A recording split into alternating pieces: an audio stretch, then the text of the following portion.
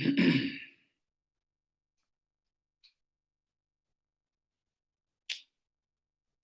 morning. Buenos días.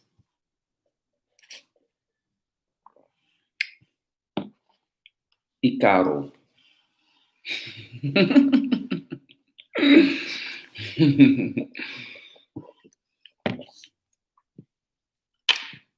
Buenos días. Come on in, come on. I know y'all at work. Seen the notification. Gonna pop up.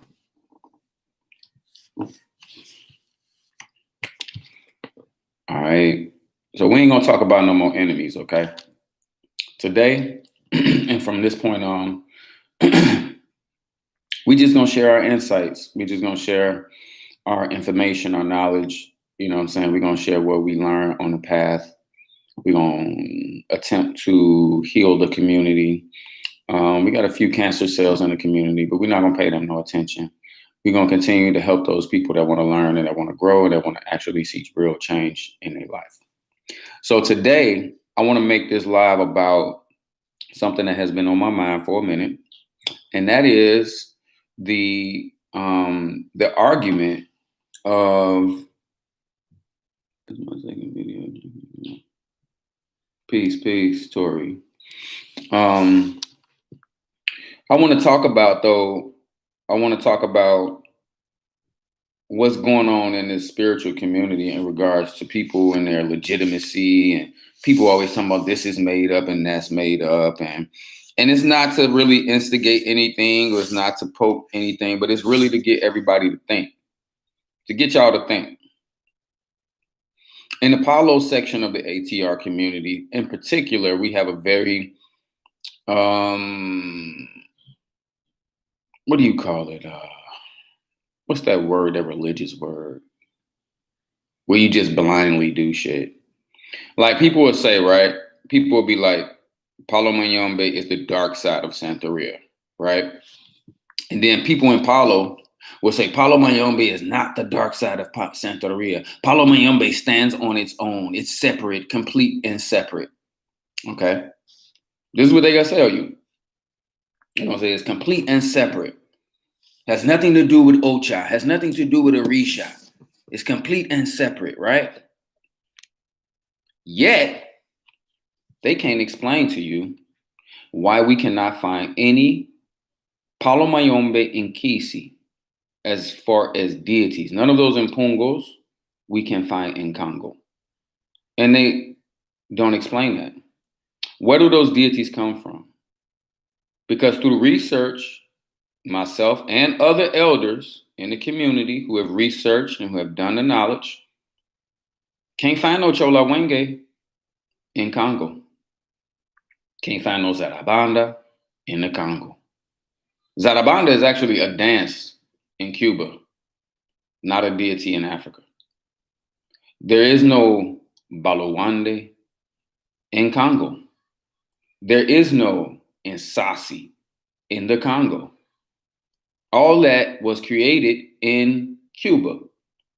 Don't mean it's wrong. It just means it was created in Cuba. So, if none of those deities exist in in Congo, then where did they come from? Now, when we look at Ocha, or we look at Santeria or Orisha, and then we look at Palo, we do see similarities, right? In Santeria and Ocha, we got Shango. Shango is thunder and lightning. Then in Palo, we got what? Insasi. And Insasi is what? Insasi got the same attributes as Shango. So where did the Paleros, right? Where did the elders create, or where did they get the concept of Insasi from? Why does Insasi match Shango so much? The only difference is brought down to earth. You're welcome. The symbols and ways, though, I think they're a part of everything, like the core of it. That's why you can't find anything solid. Well, the thing is in the Congo they was not worshiping impungos. They were not worshiping deities like Oshun or Mamachola. There was no community in Kisi that you could walk in off the road and everybody could feed Chola Wenge, and everybody in the Congo knew who Chola Wenge was and all of that. That only exists in Cuba. That never existed in Africa. So how can we say that Palo, right, stands on its own and comes out of the Congo when its deities and impungos, when its deities and impungos are syncretized with Yoruba or Nigerian deities or orishas? So in essence, we have to really admit that Palo is Yoruba, not Congo. Because every deity, there's a Palo and Kisi for every orisha. And there's an orisha for every Palo and Kisi. Why is that? And all of the Inkisis that are created in Cuba, they came out of Yoruba land first. They came out of the Orisha land. So this is why the name of this video ends with Malongo, because what was being practiced in Africa was Malongo. Malongo science ain't got shit to do with the palo or the stick that is being practiced in Cuba today. It does not take validity away from the creation of cross palo in Cuba, because cross palo in Cuba is very powerful. It's a very beautiful practice, which was developed in Afro Cuba. But we can't be saying that something originated somewhere when everything is linking to another place. And you can clearly see it. But for some reason, a lot of people in the community take a blind eye to this. I guess maybe for, ownership, they want to say, well, okay, we don't want to expose the fact that we created it in Cuba. I would have more respect if you just said, look, we created Palo in Cuba. This is our shit. You know what I'm saying? And yeah, it is what it is. We took the science of working with dead people from the Congo and we mixed it with the science of the Orishas and we created Cross Palo. Just admit it and then we can move the fuck on. You see what I'm saying? But all these arguing and debating and spiritual wars and shit over some shit that was made up in the first place. Y'all be like, oh, that's made up. That's Cruzado. The whole shit made up. None of that shit is in fucking in Africa. None of it. The whole religion of Palo in Cuba was made up in Cuba. That shit don't exist. I'm talking about me. I'm talking about what I practice, what I have in my basement right now was created in Cuba. And I acknowledge that. I respect that. But only reason I mention this is because you got all these people out here arguing, debating, spiritually warring with each other over which Rama is stronger than this Rama, bragging about, oh, I'm this, I'm that, I'm better yoga, I'm better yumba, con this, so I'm this, so I'm that, I'm Kambisa con Mayombe, I'm this, I'm that. As if one is more authentic or original than the other, when in fact, it was all made up. It was all made up. Tell me if I'm lying. If I'm wrong, please correct me. Please correct me. Somebody come on this thing and correct me with facts. Not no bullshit. Correct me with facts. I'm not here to stir up nothing. I'm here to help clean up the bullshit that I see going on, because people arguing and spiritually warring over shit like that. I'll say I'm Kambisa, and then I'll see people in groups and on Facebook pages talking about Kambisa shit. Kambisa shit. We're Biyumba. Okay, but it's all the same deities. What the fuck is the difference between Zarabanda and Biyumba and Zarabanda and Kambisa? Zarabanda is Zarabanda. Period. What makes one stronger than the other? How you work with it. Now, a Briombero may work with Zarabanda differently than a Kambizero. It may be, the approach may be different, but at the essence, Zarabanda. They was both created in Cuba. Period. Right?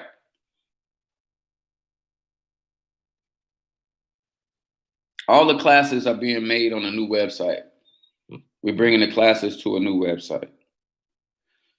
So I think that if we all could just simply admit that the palo or the stick that we work in was all created in Cuba. All of our shit was created in Cuba. Let's just give it that. I give it to the Cubans, dead ass. I give the practice that I practice today to the Cubans for creating it. Because Ocha, what, existed in Cuba before Palo. Palo came second, if I'm correct.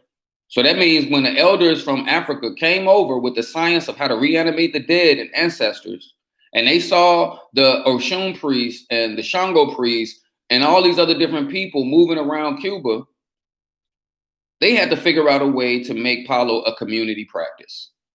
Because it wasn't a community practice in Africa.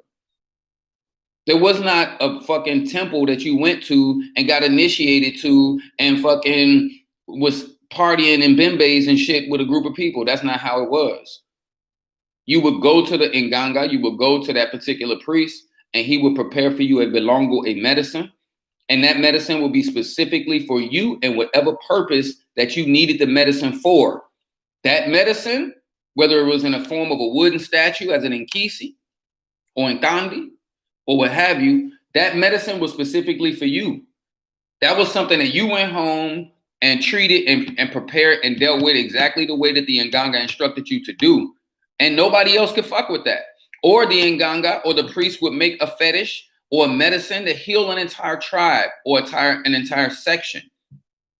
He can create those medicines to heal a illness that may be going on in the entire tribe. But there was no community spirits like Chola Wenge. There was no way, oh, I need to go give Chola some oranges. Oh, we can just go over there there was none of that in Africa. Okay? So why are we arguing and spiritually warring amongst each other as if one branch of Palo is more authentic than the next when all the shit was made up in Cuba? That's all I'm saying. It was all made up in Cuba. It's an Afro-Cuban practice. Malongo has nothing to do with the stick that we practice in Cuba. And the closest thing to traditional African Palo, pure Palo, would be Palo Monte. But Yumba, Mayombe, and Kembisa are all cross Palo. Period. I'm being honest with you, and I'm a Kembizero, so I'm going to be honest with you. I'm not even fucking lying to you. I'm telling you the shit that I practice is cross Palo. Briomba is cross Palo. Mayombe is cross Palo. Anything cross with an Orisha is cross Palo. Period. It don't take away from the power and the validity of it, because a muerto's a muerto. The dead is a dead. Shit, we can damn near fuse. I can goddamn infuse a dead with this Buddha statue right here and bring Buddha to life. Like, it's a science, not a religion. It's a science. And that's what people need to understand. This is why the next video that's coming after this live is called, what is the difference between a spiritualist and an initiated priest? Because there's a difference. They one and the same, but there's still a difference. You could be a spiritualist, but not initiated. And some people that are initiated are not spiritualists. Nigga just got a title, but he ain't got no Ache.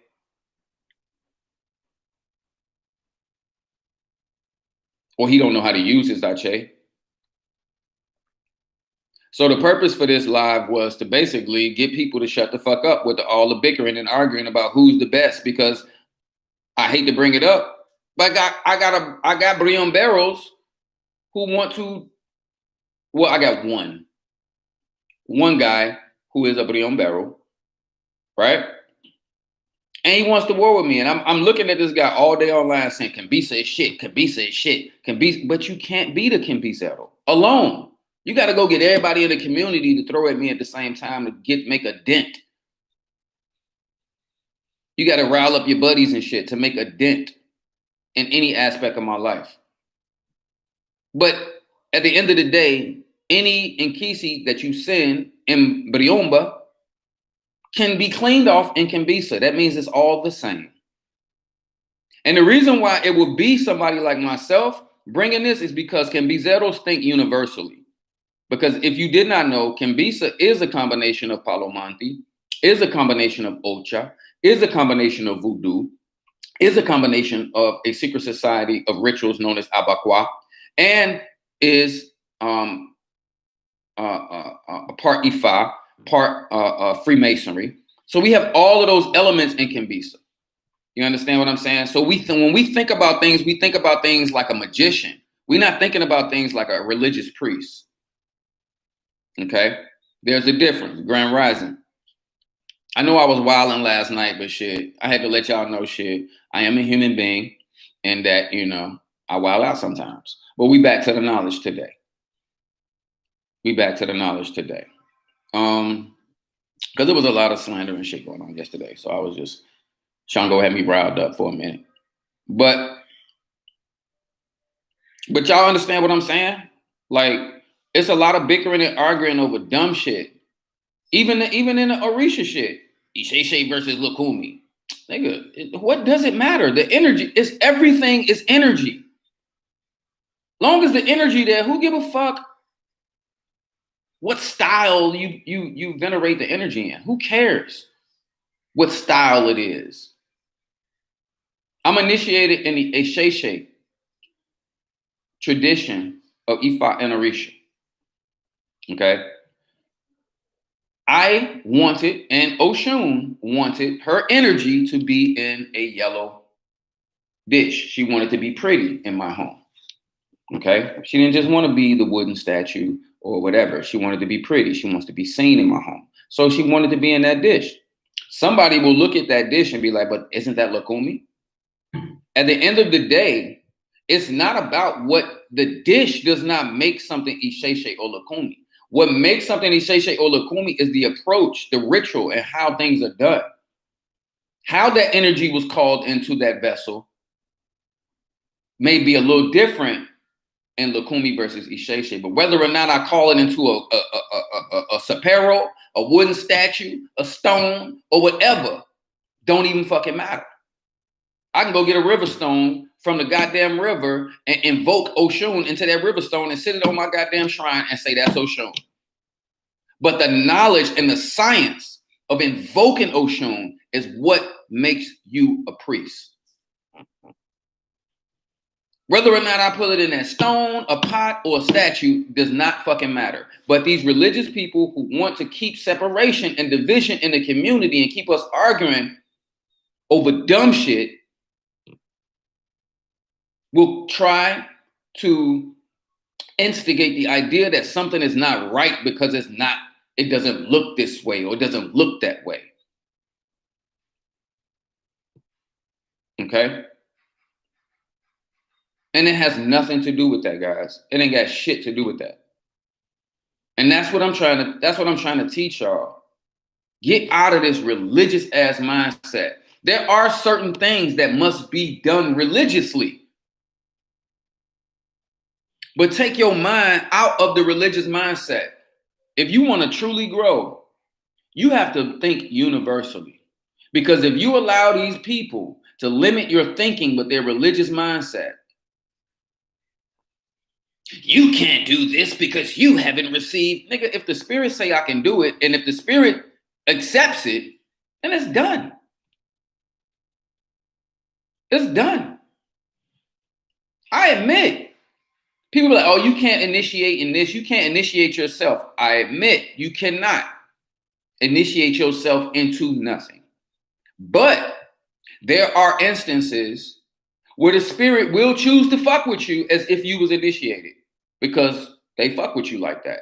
That's on rare occasions that the spirit, an Orisha or whatever, would fuck with a person very hard without them even being initiated. They still need to get initiated, but that Orisha, the energy's fucking with them hard until they get initiated. I've seen that in a person's life. So all these things step outside of the realm of religion and get into the realm of spirituality, get into the realm of spiritualism itself. You will let these people limit your thinking with religion, and you will motherfucking stagnate your spiritual growth because you will put your mind in a box. You must remove the walls from the box. It's cool to keep the religion right there, but you need to be able to expand your thinking at the same time. So you got to be able to be like, okay, boom, that's the religion. The religion says do this, but spirit is saying do this. Like religious people will say, Don't you sacrifice no so-and-so to so-and-so. And a spiritualist is going to tell you, you give that spirit whatever the fuck it asks for. Don't you get no guinea hen to so-and-so, or don't you do this, or don't you do that. What the spirit asks for? Did you throw on it? Do the spirit want that? Then you better go get what the fuck the spirit asks. Fuck what that nigga talking about. Because he on some religious shit. He's only telling you, he regurgitating some shit he heard another nigga say. The spirit is telling you to do something. So you do it. My padrino always told me, you get that muerto whatever the fuck it asks for. Fuck what that motherfucker talking about. I remember one time motherfucker tried to laugh at me a couple of years ago because I said give Zarabanda some raw meat or clean yourself with a piece of raw meat and throw it at the fucking railroad tracks. Motherfucker tried to say, oh, that's for Ogun. Nigga, Ogun and Zarabanda the same damn energy. Tell me it ain't. Where the fuck you get Zarabanda from? You got it from Ogun. So why wouldn't it apply? And it does apply. Nigga throws Zarabanda at me, I will clean myself with a piece of raw meat wrapped up in a paper bag and throw that shit at the railroad tracks and remove whatever the fuck they threw. You can clean your car with it. If a nigga throws Zarabanda or Ogun, you clean your car with that shit. Clean your car with that meat, say your words and your chants, throw that shit in the forest or the railroad tracks, and you ain't even gotta go to no pot. That's only if you initiated. That kind of shit works for those people who are initiated. Sometimes it works for people who not initiated, depending upon what type of ache they got. But a religious nigga tried to tell me I was wrong for telling somebody to clean themselves with a piece of meat or over Zarabanda or something like that. It's the same energy. I just proved to you that none of them damn Nkisi exists in Africa. It's all the same energy. The only thing is this. Palo deals with the dead. So all the energies of Palo, which are syncretized with an Orishas, only represent the earthbound energies. Orishas are up here. They represent the energy coming down to earth. The Palo spirits represent shit coming up from earth. So it's like, boom, and it creates a union. This is why a lot of people who do a lot of work in Palo and who work with the dead, like myself, ultimately have to get initiated into Orisha. Because the energy of the dead will pull you down. It was heavy. Before I started receiving Orishas, I didn't even realize that the energy around me was so heavy because I got so much dead energy around me. I got so many dead people around me that I got so used to being in the energy of death all day, every day. So when I started receiving Orishas and started going through the Orisha ceremonies, I could feel the lightning of energy. And I can feel it softening up and balancing out. Okay. So these are just the same energies, some which represent earth and which represent heaven. Okay. Now you can work with the Palo spirits in such a way that you will probably never need to make Ocha or make Ifa or any of that type of stuff or receive Orisha and stuff. But 9 times out of 10, most people who practice Palo, they don't have good self-control. They always want to curse somebody. They always want to target practice. And good character is something that also is a very important role even in Palo. So one part of having good character is being honest. I'll get on this motherfucking video and be honest with y'all and wild the fuck out and talk shit and cuss people the fuck out. But I'm not deceiving you. I'm not playing like a holy ass righteous person on camera and then behind the scenes, I'm on some old scandalous shit. If I'm on scandalous shit, I'm gonna be on scandalous shit on camera. I'm gonna be on scandalous shit behind the scenes. I'm gonna be on scandalous shit all the way around the board, and I'm gonna let you know I'm on scandalous shit. You see what I'm saying?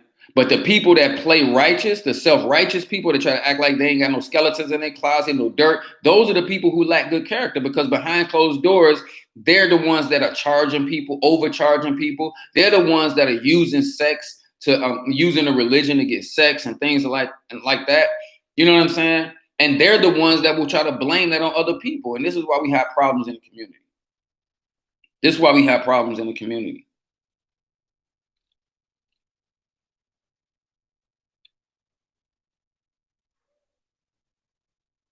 That's a good ass question, Stan.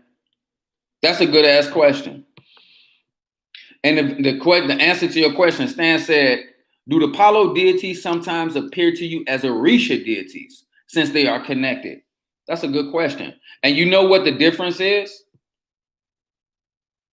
Let me tell you, like when I say when like say for instance, if a Palo spirit comes to you in a dream, well at least in our lineage and the spirits that we work with, the dead that we work with in our lineage, because only difference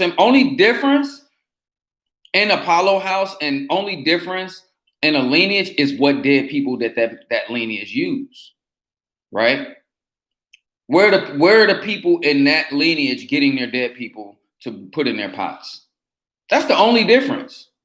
The only difference between that nigga Zarabanda and my Zarabanda is he got a different dead person inside and probably a different fundamentals. He probably got different ingredients which make up his fundamentals, or his pot may be a little bit different. But at the end of the day, once it's fed and it's birthed, is Zarabanda. Zarabanda, Zarabanda. What makes the pot even more stronger as well is the type of muerto, the type of dead person that goes in there. Okay? So if the dead person that's in my pot was a palero, and the dead person in your pot was just a truck driver, then my pot gonna probably be a little bit stronger than yours because I got the ache of a palero in my pot. Whereas that nigga that you got in your pot didn't even know what Palo was when he was alive. So,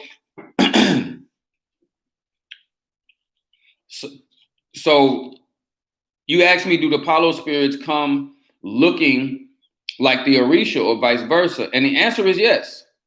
The answer is absolutely yes. But they will be in the vision. There will be distinctions between the way that they look. Like, say for instance, if a Palo spirit comes to you in a dream, it might come to you looking like Shango, but it's in Sasi. But it may be your Setirayos, but he come dressed in red, lightning in the air. He got the axe. He got all the shit that Shango got, but his teeth may be pointy to signify that he's from the dead. Whereas if an Orisha come, he comes bright. He's talking clear. You know, the Morto gonna come talking ratchet as fuck. They'll come talking ratchet as hell. But an Orisha may come and get straight to the point. You can tell it's a God presence versus a nigga that's used to living on earth. Grand Rising. Funny because I'm a truck driver and a yayi. May Zarabanda bless you, or he bless. But yeah, so I hope y'all really understand where I'm coming from. You know what I mean? Like all this arguing over who authentic and who ain't authentic and all that shit don't mean nothing.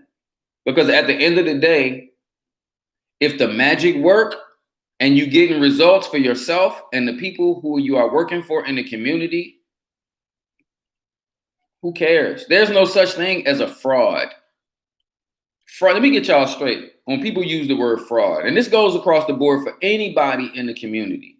No, if one person is a fraud, we all some frauds. Fraud is a legal term. Okay? Fraud is used in a court of law.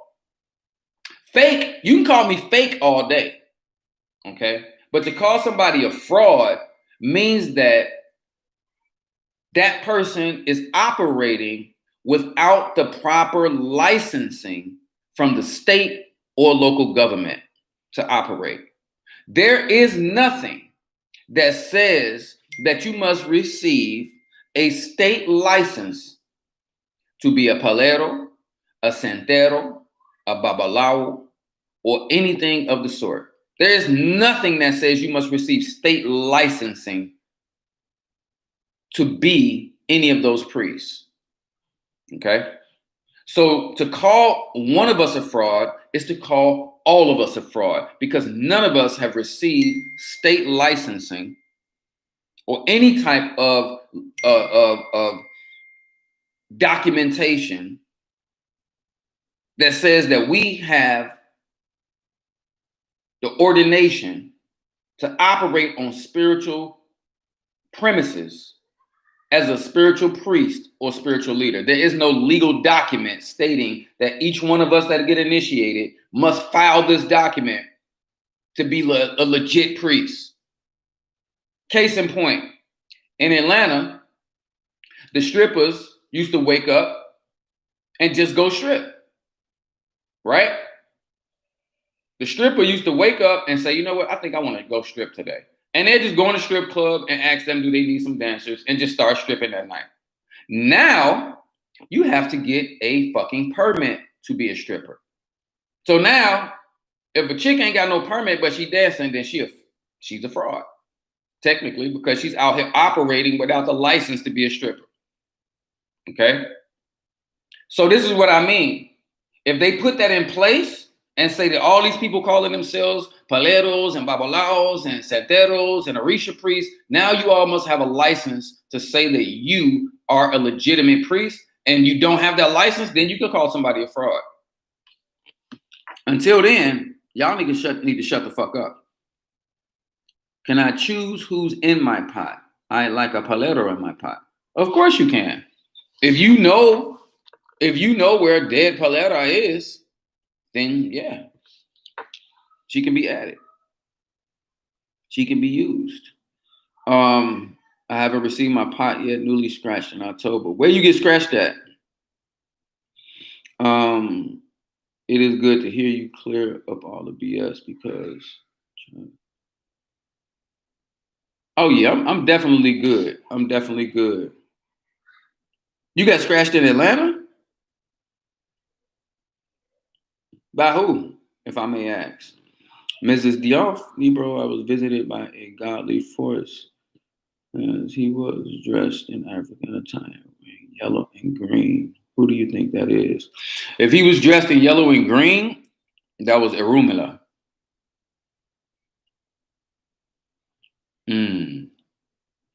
Well, I'm in Atlanta as well, so I don't know many Paleros here. I try not to fuck with Paleros. I try not to be friends with them. Because I'm telling you, this community is so fucking crazy, man. Motherfuckers will war with you because they jealous of you. Motherfuckers will war with you because they want your godchildren, or they want your wife, or they want this. Man, people in Palo will kick off wars for anything. So I try to stay to myself. I don't really need nothing from nobody, so I don't need to meet nobody. You know what I'm saying? Like I don't need to connect with other Paleros. I'm good. Me and my people and the people that's in my house, I'm good with. So I don't know who you might have gotten scratched with. Did you get scratched by a person, Clara? Did you get scratched by a person in Norcross or in the Norcross area?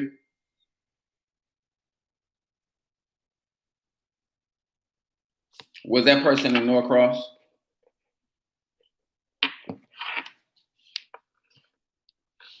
Well, until Clara says something, I'm going to go ahead and keep going.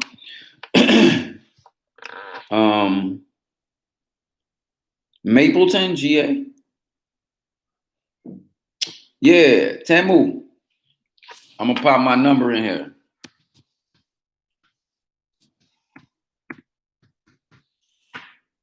There go my phone number right there.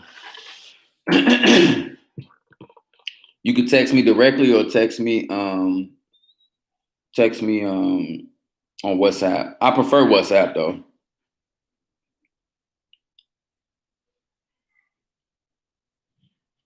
I prefer WhatsApp. Oh, I don't know him. I don't know him at all.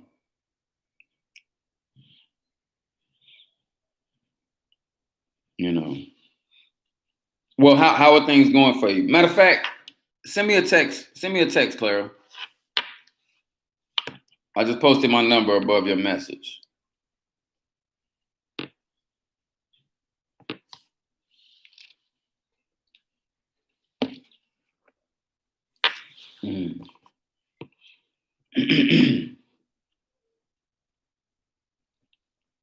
Yeah, so you know, and that's all I be wanting, because the shit is frustrating. Because a nigga will war with you for 5 years, shooting his pot at you every day, all day for 5 years, and still call you fake. Let me post it again.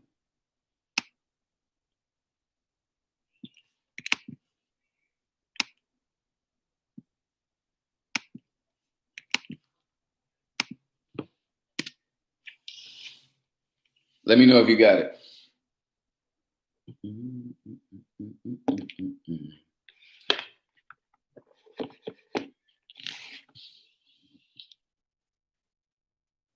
Y'all don't see the number? That's weird.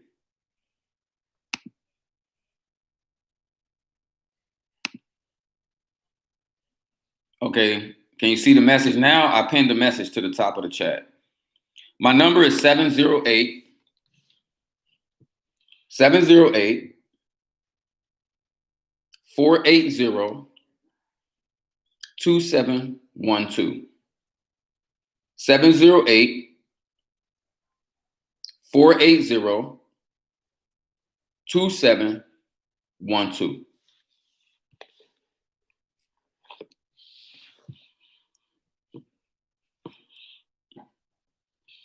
And I'm gonna keep this video, I'm gonna keep this live up. I was wilding last night. I was talking hella shit last night. I know I pissed off some people last night. Oh well. But so I deleted that one. But I'm gonna leave this one up because I feel like the information that I'm talking about needs to be heard. And because people need to stop arguing. Who cares what Rama or lineage you initiated into? At the end of the day, you're gonna make a pact with a dark dead, and you're gonna receive an Nkisi. No matter what Rama it is, it's all the same. Stop with the bullshit. Nobody cares. Fool out here, fool out there, fool out everywhere. Anybody can send out a muerto. Anybody can draw a patipemba. Anybody can do those things. Anybody can wrap you up, put you in here, do this type of work, close your roads, all that. Anybody can do that if they've been initiated. And that's the humility that comes from me, is that I respect the fact that anybody who's been initiated can do that shit. Period. So I don't fuck with people. I don't fuck with people. I try to leave people alone, but people are always fucking with me. And then when I open my mouth, then they want to motherfucking kill me and shit. They want to try to destroy me. They want to fuck with me. Then when I say something, then they want to motherfucking destroy me.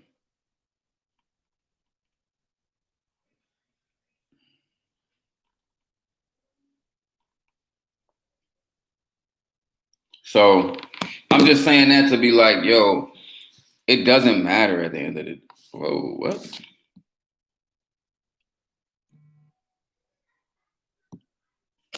Oh.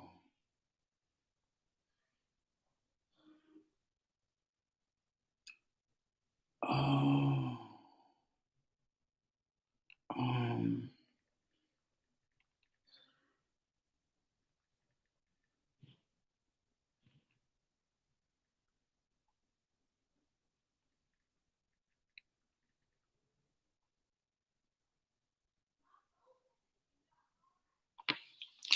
Um. So I am going to get initiated. I am nervous, excited, and anxious all at the same time. Lily Towner. Oh.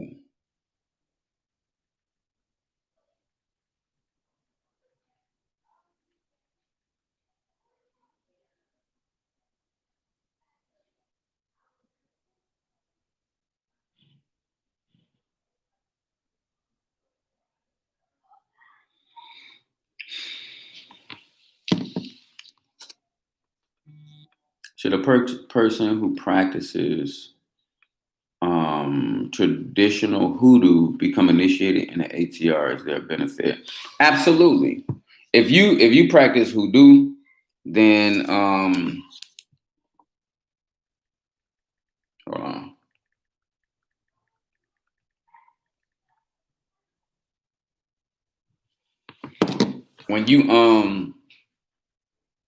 When you practice hoodoo, you are already dealing with forces of nature. Really, depending upon which ATR you choose to get initiated into. If you get initiated into Palo, Palo has a tendency to connect you to the entire spiritual world. Okay. So once you get initiated in Palo, it's like shit that you used to do out in nature, like rituals and stuff like that, and you didn't really get much result, you're gonna notice that you now get results from. You know. Like as an uninitiated person, burying somebody in the cemetery, you probably ain't gonna get results like that unless you were born with a certain amount of ache and you know how to use that ache. But once you get initiated, you are blessed with more ache. Basically, what happens, like say for instance, when you get initiated in Palo, what happens is the fire of Nsambi is in your body. It comes into your body to give you more ache. Okay, because you're basically going through a death and rebirth process through the initiation. And for example, in Palo, we open your body up so that the energy can go in. Okay, so that your body can fill up, so the spirits can go in and start working on you. Okay, so it would definitely benefit. I would definitely, if I was a hoodoo practitioner, yeah, being a palera or palero would be of great benefit. It would be great benefit. Um, yeah, it's gonna make your hoodoo even that much more powerful. I was told that I had to be initiated in Palo to bring about a balance. Could you clarify that a little bit more? Um,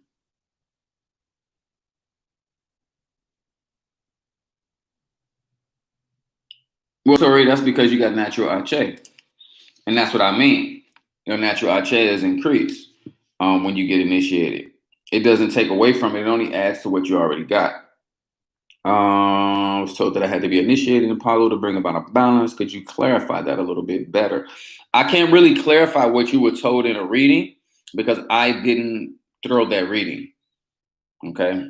So it would be ignorant and irresponsible for me to try to tell you what that means for you. And I don't have the reading in front of me. You know what I'm saying? I didn't receive the sign. I didn't do the divination. Now, if you want me to do a divination for you, then yeah, you can click the link in the description of my live. You could book a consultation with me for 30 minutes and then we could look into your shit and see if what comes down in my oracle is the same thing that came down in the oracle that you received before. Um,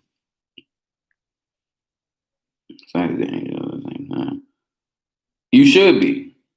You should be. And hopefully, Lily, hopefully, you know, the person that you chose to be your tata is a person with good character, and hopefully they're gonna take care of you and ain't gonna be on no bullshit. It's not gonna be on no bullshit. One of the reasons why I stopped saying that I practice Palo per se and that I practice Kimbisa is because to me Kimbisa is magic. The other branches of Palo, they approach the tradition as a religion, whereas I noticed that a lot of Kimbizero, we approach it as magic. And that's because the Rama itself is already composed of everything. Like we can use anything that we want and it works. It works just as effectively as anything else.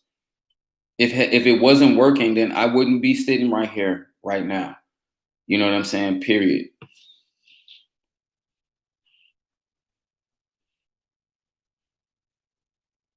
Yes, Stanley. Use different divination tools depending upon depending upon the situation of the client. Use different divination tools for that. Depending upon how deep you want to go. Like if I give you Apollo reading, it may come up in Apollo reading that you need to go to Ifa, and then you're gonna have to go pay for an Ifa reading, and then I'm gonna have to read you an Ifa. So yeah, it's definitely different forms of divination depending upon what the client needs. hmm Depending upon what they need. But I really want y'all to pay attention to what I'm saying. Even those priests and priestesses who may view this video and y'all may get in y'all feelings a little bit, know that I say everything that I say um, with love and respect. I just want us to think. I want us to think because we arguing over the dumbest shit, warring, and I'm be looking at some people arguing on these social media sites, and they be saying that they be arguing over the dumbest shit. Absolutely, absolutely, absolutely. I work a lot of hoodoo You know, what you got to understand is hoodoo is primarily herbal magic. A palero is a master herbalist. Palo itself means stick. Okay, those sticks are in reference to the trees that possess the magic and the medicine that we use to work stick, to do the magic. So a palero is, for all intents and purposes, a practitioner of hoodoo. Okay, just from a more necromantic perspective, meaning that we always include elements of the dead in what we do. We always tie in a muerto to something or something of that nature. Um, Whereas hoodoo, I noticed that a lot of people who practice hoodoo, they may go to places of power like cemeteries, rivers, and oceans and lakes and stuff to be able to channel that energy through their prayers and intentions and herbal concoctions and mojo and things of that nature. But in Palo, we usually get our power from the dead. We get our power from the trees. We get our power from nature. But then all of that's brought together by giving the instructions of what we want done to manifest on earth. We give those instructions to the dead. So yeah, Kimbisa would definitely make you a more powerful hoodoo practitioner because you will have licensia to start having the dead do more things for you. Whereas right now, many people will be like, oh, you know, I got my ancestors, my ancestors, my ancestors. Having your ancestors is very good, and you should always take care of your ancestors before you begin down any path in any tradition. It's something that I did not do when I first got started. I didn't take care of my ancestors right away because I didn't know no better. But I learned quickly that my ancestors needed to be taken care of. And when I started taking care of my ancestors, a lot of things started changing. A lot of the negativity that was trying to come into my life was not able to come into my life like that. You know, people with ill intent, people spiritually attacking and things of that nature started to have less and less power. Like usually, I wouldn't be able to sit on this live for no hour right now, man. My enemies is at they pots right now. They shaking their pots up. They chanting and motherfucking spraying rum right now, trying to get me off this internet, trying to curse me and block me from success or whatever. I would have to get off real quick and go tend to the pot. I don't even feel shit. I don't feel nothing that they doing. You know what I mean? Because you take care of your ancestors and then you balance out the energy. Once you balance out the energy, then all that energy from the dead can't pull on you no more. It can't pull. I honestly think that everybody should go through the process of taking care of their ancestors, possibly get initiated in Palo if they need it, and then work their way to even getting initiated in E5 and just go through the whole thing from the beginning. Take care of your ancestors, get in Palo, get in E5, get crowned. Boom. In that order. And you'll be solid. If that is your mission, if that's your mission, you'll be solid with that. You'll be completely balanced. You'll be completely balanced. Because then you'll be able to work in all of those realms. You'll be able to operate fully. You know what I mean? And then you ain't no question. Like in our house, we're able to facilitate all of that here. In this very house I'm sitting in, we're able to do Egun. All right? Because I'm also an initiate into Egungun. Okay? So we're able to do Egun. We're able to initiate in Kimbisa, Palo Kimbisa. And then we're also able to initiate you into Ifa, okay, and Orisha, and crown you into Orisha right here in this house. Right here in this house. We ain't got to go to Nigeria or none of that shit.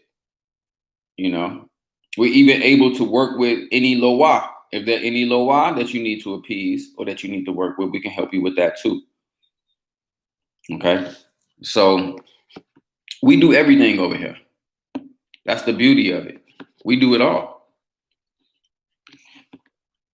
All you got to do is come through and come correct. Don't come on no bullshit. Because we also will fuck you up. So just come right. Do right and come right. Because if you think it's just me over here, it is not just me. I'm just the face. I'm just the voice. I'm just the one up front. Okay? But it's a lot of powerful people behind me. Trust me. And they right here. They right here in this house. And we ain't scared.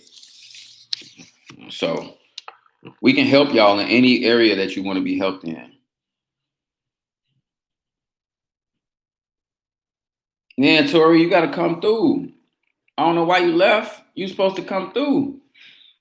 I'm trying to hook you up. Okay. But on the flip side, I do follow you and they give me a better understanding about what to expect somewhat. I like the fact that you keep it real. Hey, that's the only way to be. You know what I mean? It's not like you finna get initiated. It wouldn't be responsible or mature for me to talk about that man. I'm not in the business. Y'all know me. I do spiritual work. I make my money from doing brujeria. I make my money from doing witchcraft, from doing work for people. I don't make my money off of initiation. So I'm not in the business of trying to convince you to come to my house. I don't care who comes to my. If you meant to come to me, then you'll come to me. I'm not out here fishing for God children and trying to be the leader of Palo or the leader of this and I'm not trying to do none of that. I'm just doing me. The spirits are deciding what I am to be as I do it. I'm not trying to do nothing. I'm just living my life and doing my work and practicing my spirituality and taking care of my people. Absolutely, I work with my Bovada every single day. Every single day. That's the first thing I do when I wake up in the morning is work on my Bovada. The Bovada is your antenna to the ancestral realm, and the Bovada is going to increase your psychic powers.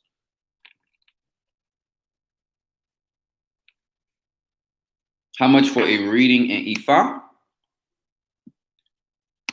It depends on what type of Ifa reading you want.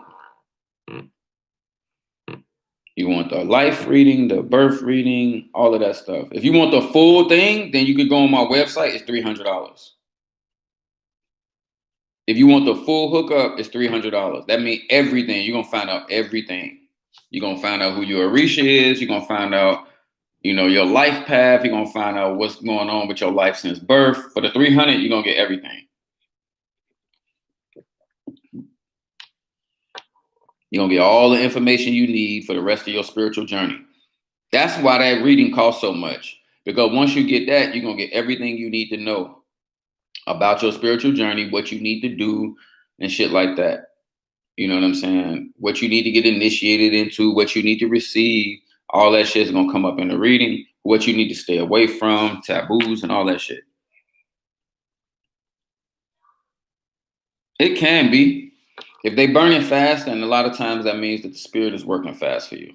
And they deal with the spirits around you. A lot of times when y'all just be burning y'all candles and y'all haven't been initiated into anything, and y'all start seeing manifestations within the candle work that y'all doing, a lot of times that's y'all Egun working on the other side for y'all. Y'all don't even be knowing y'all be leaving light for the Egun. The Eguns that's around y'all is the ones that's doing and answering the wishes that you putting into the candle. People underestimate their ancestors, and this is why people should always have a way to venerate and connect with their ancestors on a daily basis, because they be doing hella shit behind closed doors, and behind the scenes for y'all. You know what I mean? And that's why it appears that sometimes some people are more spiritually inclined or in tune, because some people got stronger egos. Some people got stronger ancestors behind them. You know what I mean? A lot of us got ancestors who were witches, who were fucking priests and priestesses. I didn't even know that I had Haitians in my blood until my Egun started coming through. My Egun started calling Loas to protect me. And I'm like, who the fuck is this? I'm like, who the fuck is this? They like, man, I'm like, who the fuck called you? He like, your Egun. The Egun is calling, and I'm like, damn, so I got, and they're like, yeah. You know what I mean? So when you work with your Egun, you know what I mean? They're going to clear the way for whatever spiritual path or whatever spiritual knowledge you're supposed to receive. And they're going to give you their blessing. Because if they don't give you their blessing, then your path going to be difficult. My path was difficult at first because I wasn't appeasing my Egun. They wasn't in agreement with some of the shit that I was doing in regards to my path, because they didn't believe in some of the stuff that I'm doing right now. DSMG. Obi says I need to do Ebo. Okay, you better do that Ebo. But you can get that reading though, that Ifa reading. When I do my reading with Ifa, my godfather always say, Lily, you and the dead, my ancestors wanted me to know they were strong as well. Yeah. Like a lot of I don't know, Lily, are you of African descent? Are you black or are you Latina or Latino? What's your ethnicity? Well, shit, what we need to do to chop it up? I have a unique experience. Hey, Tori, you just gotta come. You gotta come by the house when you come back in town. I already have my hand in E5. My Baba is locked up. Your Baba is locked up. That don't even sound right. If your Baba locked up, then he ain't even following E5. I mean, uh-oh, here go Ebony Brown.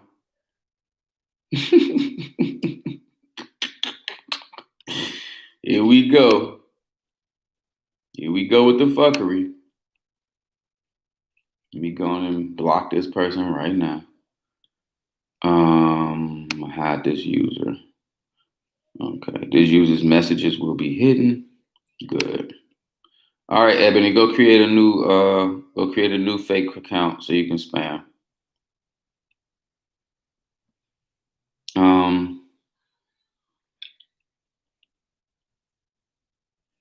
What we got here? Yeah, but Tori, you got to come by the house when you come back, though. When you come back to Georgia, you got to hit me up, come by the house. You know what I mean? So we can get you straight.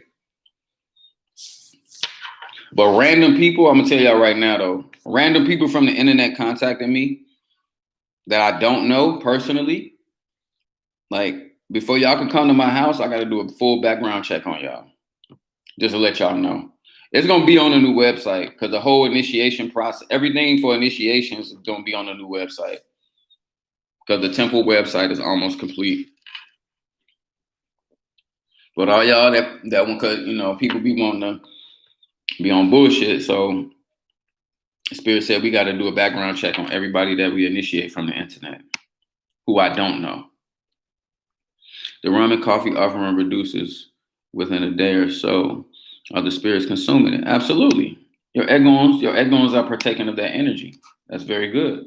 Coffee is very good for not only waking up the spirits, but coffee is also good for protecting from witchcraft and negative or malignant forces. I give my spirits coffee all the time.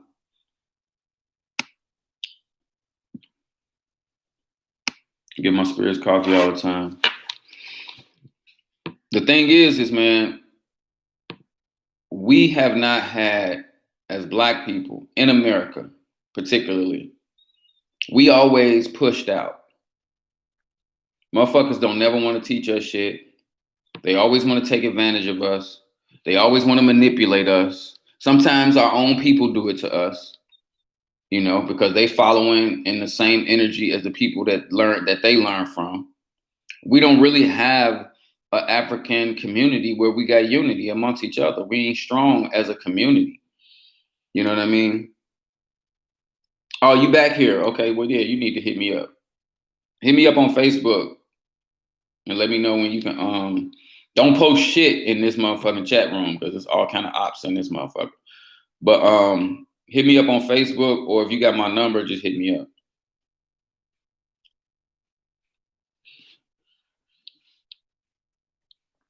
But we don't really have shit, man. You don't know how many people come to me every day. Every day. You know what I'm saying? Because they went to this Tata, or they went to this Babalao, or they went to this Orisha, and they be on fuck shit. They be on the bullshit. See, the thing is people be saying all this bullshit about me. And the thing is I don't want shit from nobody. That's the thing. I've seen people online say I got women tied up in the basement. I should be locked up for all the shit that these people be talking about me online for. Irish, Indian, and Black. Okay. Shit, that sounds like me. NJ was good, brother. You good today? The wine had you lit. Yeah. I'm good today. Yeah, that wine had me lit last night.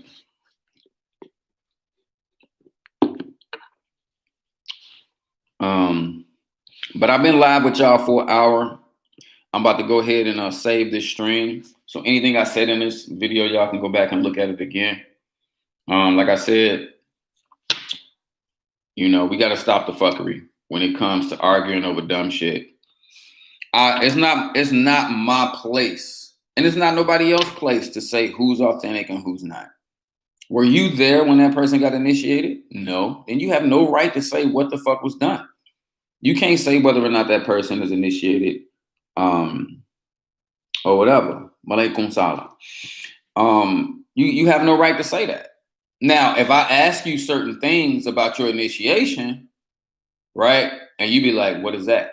I'll be like, "Oh, they didn't do that," and you like, "No." I'll be like, "He didn't do that," and no. Okay, well, those things are part of the regla. So before I go, I want to give y'all an example. The reason why you have the term regla de Ocha, law of Ocha, regla de Congo, law of the Congo. The regla or the law states there's certain things that are in the regla, okay? And these things that are in the regla or in the law, these must be universal in every house, in every lineage, across the entire ATR. Okay. So if you tell me you've been scratched in Palo and I ask you about something out of the regular, something that is universal in every house, and you don't know what it is, then I'm gonna assume that you wasn't scratched the right way. Okay. And I have stretched the regular. It's probably as far as you can stretch that motherfucker. So I know like what you can do and what you cannot do and get away with. So if I ask you the main shit and be like, that wasn't done, okay, then no, you wasn't scratched the right way. I remember somebody told me that they got scratched by somebody and all he did was sit them down in a chair blindfolded and started cutting on their skin and threw their ass in the pot, threw the blood in the pot, didn't do nothing, didn't say no words, didn't do nothing else, didn't take them to the points, did no penitentiary, no nothing, just I was like, baby, you was not scratched right. I think that nigga just basically put your blood in his pot so he can control you. Because her life is living hell. They started spiritually attacking her. Then you got a lot of people out here that are getting initiated by Black Paleros. Okay? Let me state this. Because a lot of people be trying to blame shit on Latinos. You know what I mean? And it ain't always them. Well, you got fucked up people in every ethnicity, including Black motherfuckers who be trying to get in Palo and don't even get the Mbele ceremony done properly. They didn't receive proper licencia to give birth to anything or anybody else in the religion of any Rama of Palo.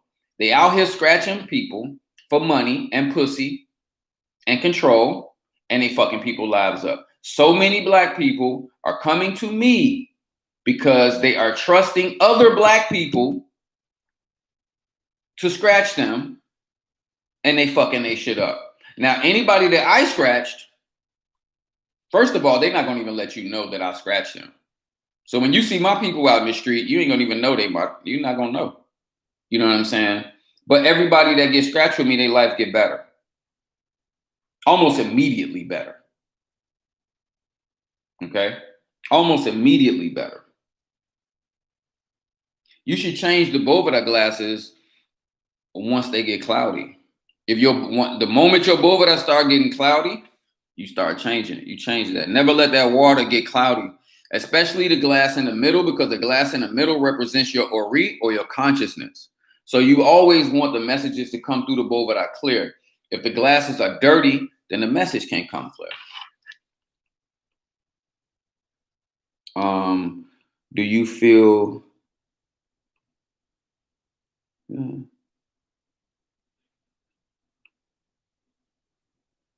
Not necessarily.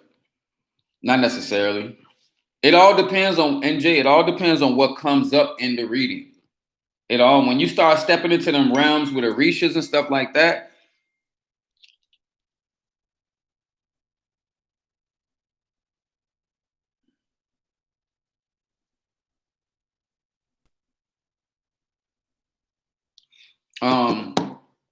When you start stepping into that realm, you know, you have to do things based on what come up in the oracle.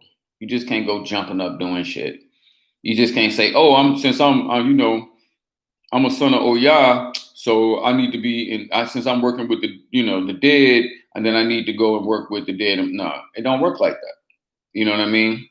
It may be as simple as, you know what I mean, because Oya also is over certain areas of Egun.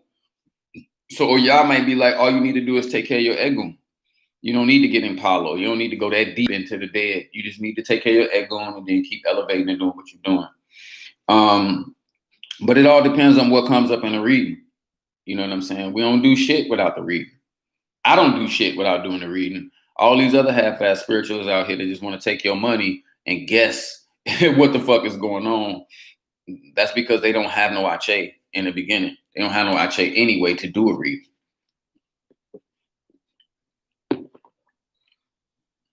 You know.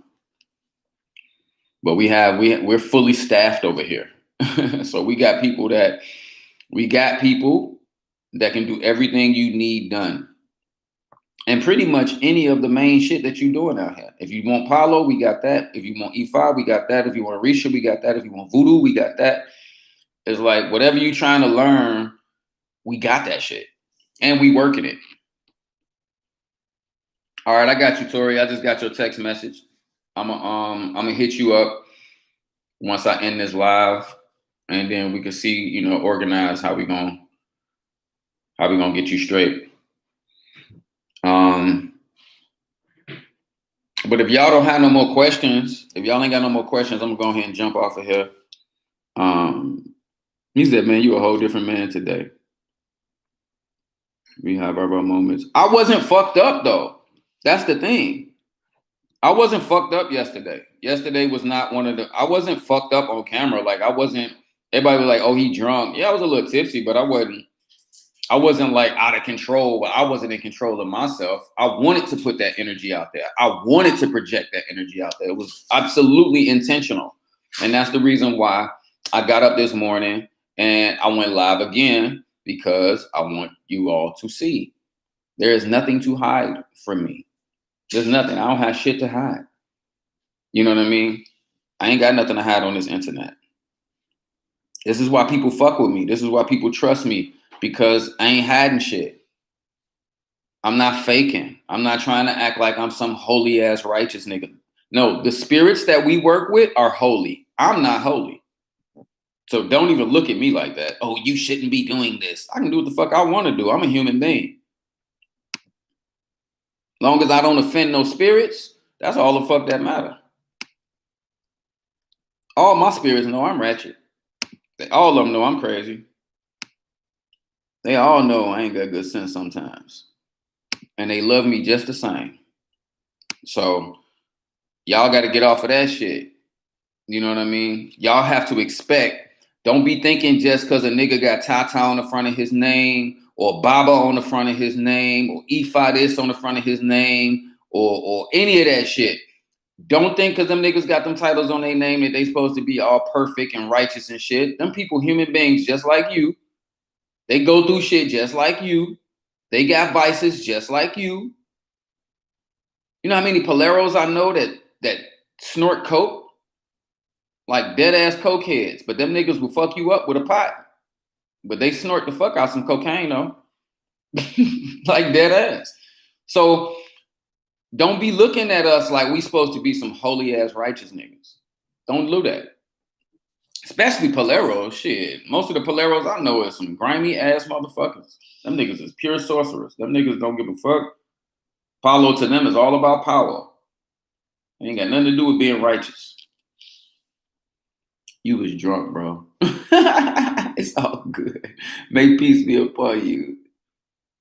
If I was drunk, NJ, then I would not be able to remember none of the shit I said last night. And I remember everything I said last night. Trust me. I've been drunk while I woke up like, damn, I said that. So I can tell you everything we talked about last night. I remember all the shit you said, NJ, last night. I remember all the shit everybody said last night. I remember all the shit Cynthia was saying last night. Everything everybody was saying. I remember what you said. If I was drunk, I wouldn't even remember.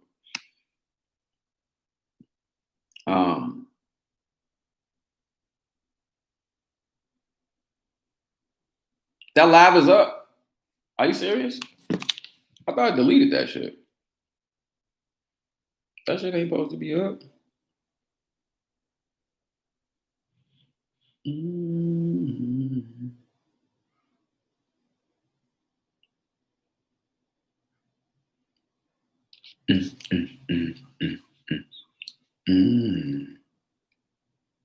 Oh, that shit is up.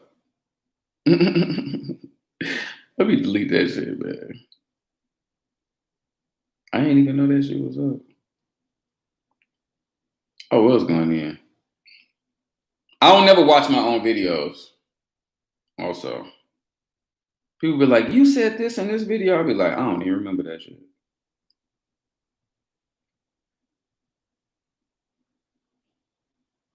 I should leave this shit up. I think I'm gonna leave this up. This video got 421 views. I should leave it up.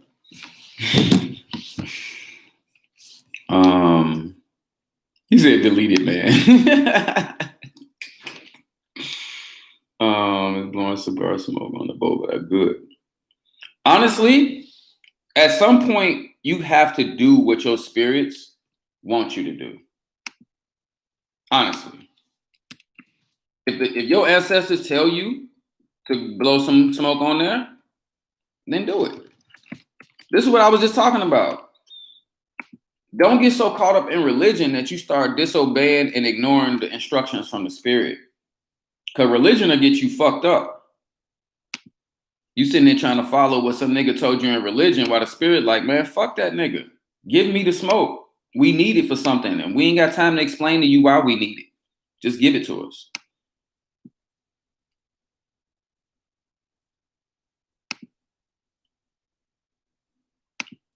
Hey, they are not letting me delete this video. That's crazy.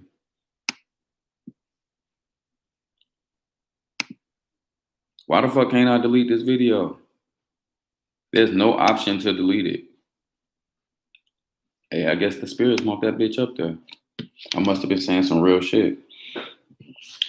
My head is about to lie. I was told that normally children of about to lie don't know me have to be scratched. What is that? They told you your head is about to lie. See, that's that shit. That's that shit. See, when I hear nonsense, I can't react. I can't respond to that. You see what I'm saying? Like when I hear shit like that, I was told that I'm not supposed to be scratched. Why is that? Because my head is a wait a minute. So if that's the case, why are you being scratched, Lily? You said you're about to get scratched, you're nervous. But if if everything that you just said in this last text message and this last message has validity to it, then why is the Tata scratching you if you're not supposed to be scratched? That Palo is a secret. You feel what I'm saying?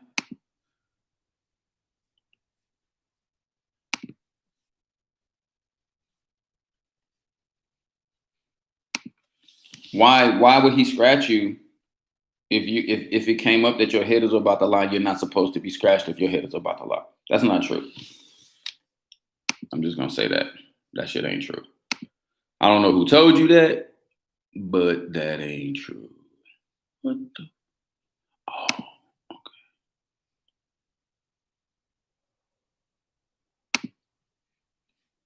Hold on, yeah. I'm trying to remove this.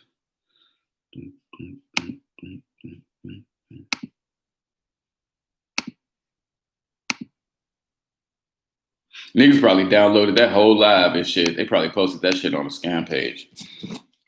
Like, look at him, he's acting crazy. They don't be understanding, like, you could do spells, right? You could do spells so that when people talk shit about you, it just make you better. I do hella work to make sure all the slander that people say about me work for me and not against me. So when people be like trying to slander you online and shit, it just make me more famous. And the people don't even be caring about what the slanderer is talking about because the shit don't even be making no sense. They be thinking about like I remember one time they was trying to talk about these sisters, these one sisters who was doing hoodoo and shit on YouTube. And I guess they was all competing against each other, you know, and trying to take each other down based on what was going on in each other's personal life and all this other crap. And what?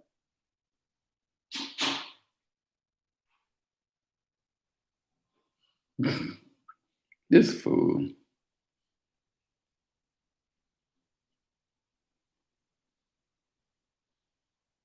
Okay. He said he destroyed himself. He was looking for anything to say. This boy ain't got nothing to do. What is this crap?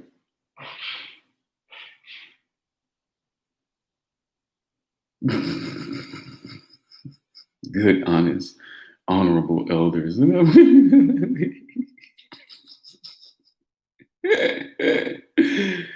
niggas went in. He went in last night. Fraud alert.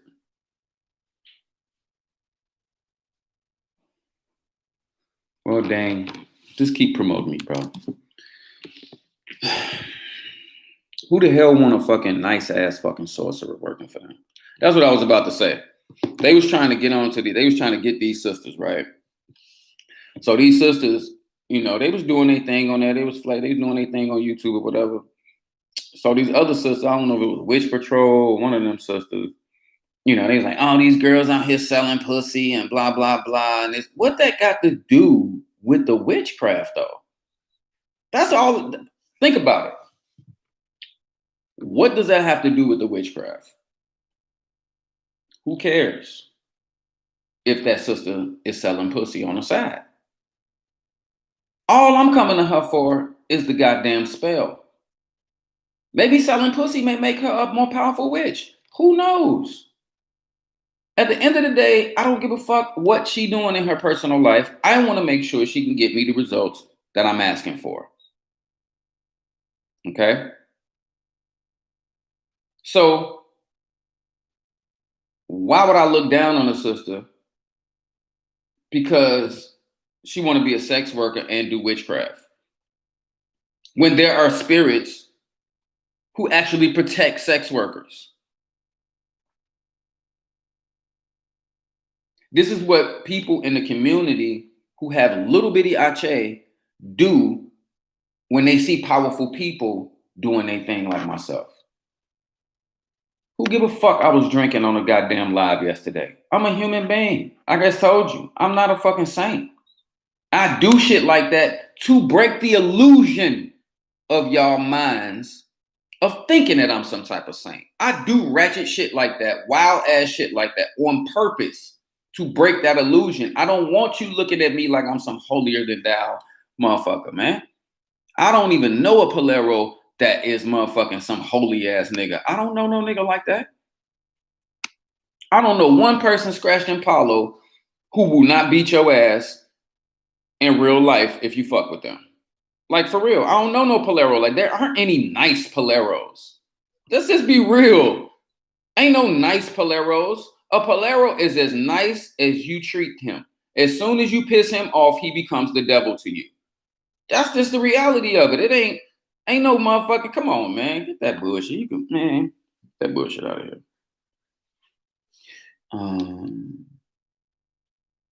You said what? Let me see. You're not crazy. You just got them mortos with you. And sometimes it does affect us. Oh, being in Palo is not All happy days is the faith and unity. Absolutely, I agree with you on that, MJ. Maintains our ways. You good though. You should care about her if you call it sister. Yeah, man. I don't have the truth be told, y'all. I don't have nothing against nobody. I'm not mad at nobody. Even my haters. I ain't even mad at the ops. I ain't mad at them. I ain't mad at the enemy and all that. I'm not mad at them. For real. I do everything. There's a method to my madness. There's a method. Sometimes you got to kick the hornet's nest. Get them niggas to talk. You know what I'm saying? Get them to wake up. Make sure y'all still in there. You still in there, boy? Are you there? You know what I mean? Because motherfuckers want to do witchcraft behind the scenes and then act like they ain't doing nothing. You know what I mean?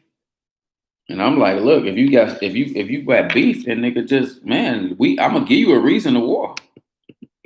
Ain't no reason to motherfucking be playing all that bullshit.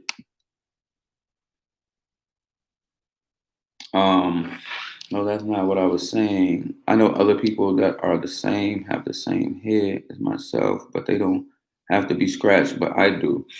Well, that don't have nothing to do with the Obatala aspect of your spiritual journey. Your purpose for needing to be initiated into Palo could possibly have something to do with in your personal lineage. It don't have nothing. Your personal bloodline and lineage is going to be different from another person's bloodline and lineage.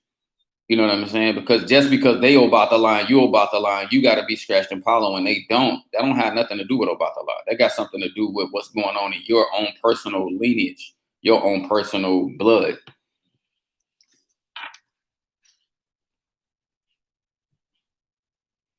It's not about being holy or evil. It's about doing Palo correctly. Exactly, I agree. If it's not correctly, then it's not Palo. And in Palo, we move in secret, respect, and order. There's a code. I agree. I agree. And that's why NJ, that's why I don't disrespect people. I don't do shit like Tata Dane and Saucy going around bullying people and fucking going around bullying people and being narcissistic and arrogant to people and making people feel like shit when they come into me for help. How you gonna say, that we supposed to be, we supposed to have respect and order, but then most of these people out here, they don't have respect for themselves, nor do they have respect for other people. You know what I'm saying? They don't have respect for themselves, nor do they have respect for other people. You can't demand respect if you ain't being respectful. Because as I told people before, we men and women first. Fuck all that ta-ta, ya-ya shit. We men and women first. So you got to respect each other as men and women. Because while you trying to motherfucking disrespect somebody because of some ta-ta shit, you fuck around and get the shit smacked out of you. Because you might motherfucking flex that shit with the wrong person, and they might not care about that. They might not even understand the repercussions of smacking the shit out of you. But they're going to do it because they're going to react as a human being and as a man or woman first. And trust me, I have heard horror stories of tatas who have done some really fucked up shit to make you want to smack the shit out of them. You know what I'm saying? Just on some initiatory shit. Not even on no personal shit. Well, yeah, this one sister did tell me her padrino came in her house, got drunk as fuck, started cursing her husband out and cursing the people out in the house. She had to put him out the house, and then he started throwing at her.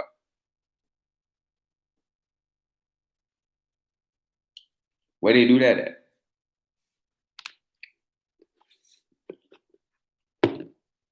All because he wanted to be with the goddaughter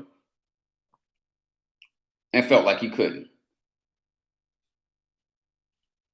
This is the kind of shit I hear every day, all over the country. People getting done wrong on dumb shit. For real.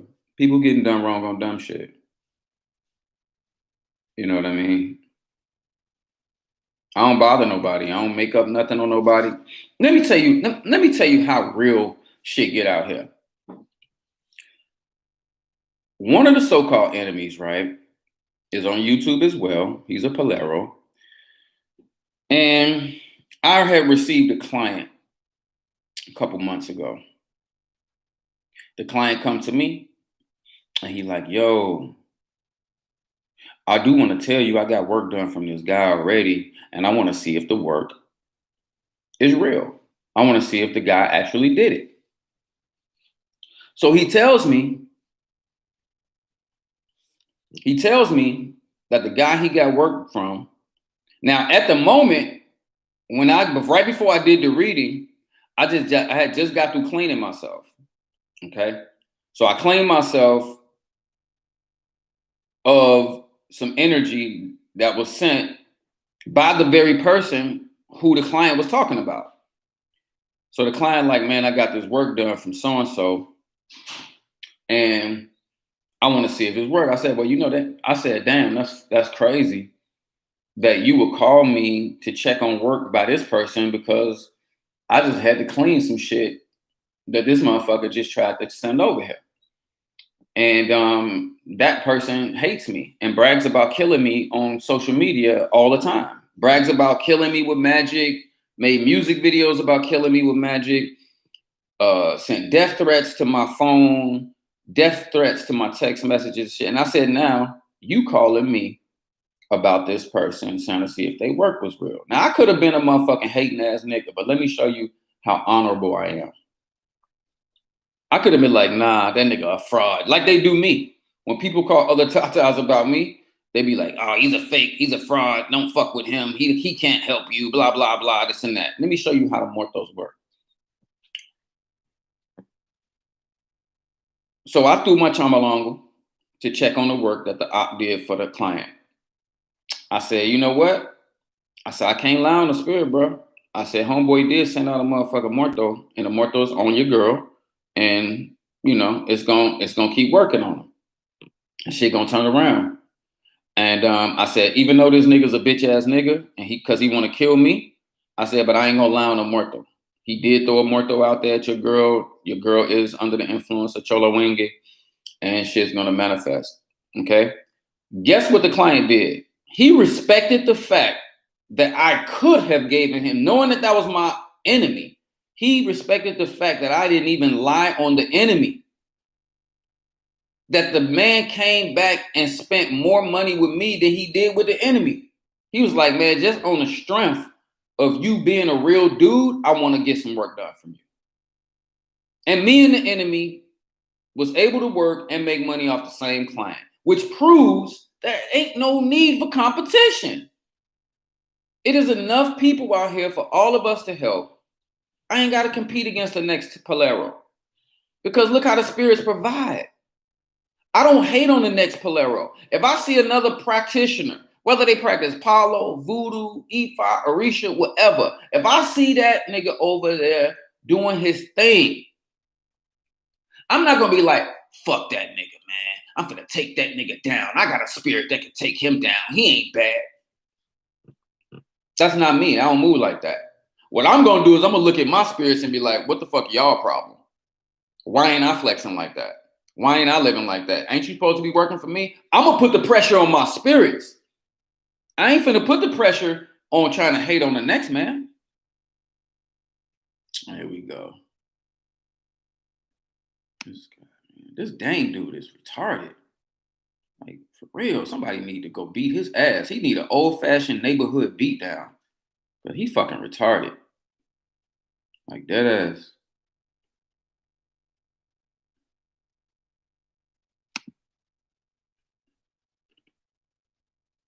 How do you feel about people recording ceremonies or taking pictures or uploading this such ancient religion on Facebook? I personally don't like that shit. Palo is secret. Let me explain something to you, NJ. Let me explain something to you, brother. We are no longer in the age. We're no longer in the Piscean age where religion and spirituality is secret. You all have to understand that everything constantly changes. The universe is constantly growing and expanding, and things are constantly evolving and changing. If something does not change, it is dead. Okay? We are in the information age. We are in the Aquarian age. Those things that were once secret are now known. There are no more secrets, bro. Ain't no more secrets. Everything is known. You can practice, do, be whatever the fuck you want to be today. There is no more secret shit. There are certain things that you can remain sacred, but as far as secrets, anything can be known today. We are in the information age. We're in the information age, and the only reason that people want to hold secrets is so that they can have power over other people. There's no reason for nothing to be secret. If people are taught how to use, like you said, if people are taught Palo correctly and how to practice correctly and how to practice responsibly, there is no need. What's the secret for? The secret is so I can control you. Keep doing what the fuck I say if you want to get this secret. Because once you give it to me, it's not a secret no more. Basically, motherfuckers want to dangle secrets in front of everybody's face so that they can control people. Instead of teaching people what they need to know so that they can manifest and change their life accordingly. And this is why we got a lot of the fuckery that go on in a lot of houses around the world and around the country, because people are dangling secrets for the sake. And I understand that in the tradition, you had to work for knowledge and you had to put in time and energy and you had to sweep up the blood and the feathers in the monazo for years before you could be given a morsel of this and that and this and that. I get that. But we're not in those days no more. Times have changed. The community has evolved. We ain't in that no more.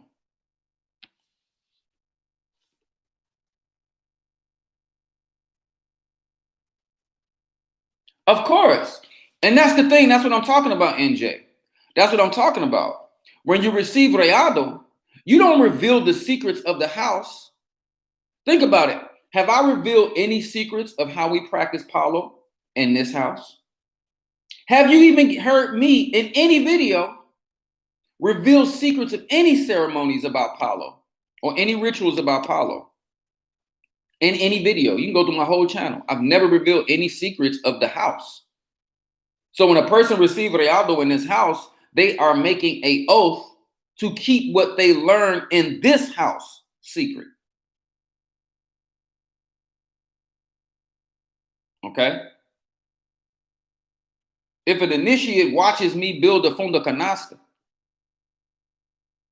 he is not to reveal the secrets of how we make funda canasta with another tata who is not initiated in this house.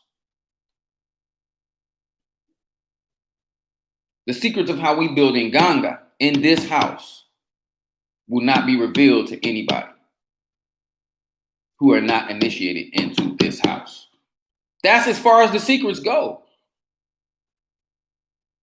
Because we can go on YouTube and fucking Google and look up all kind of shit all day.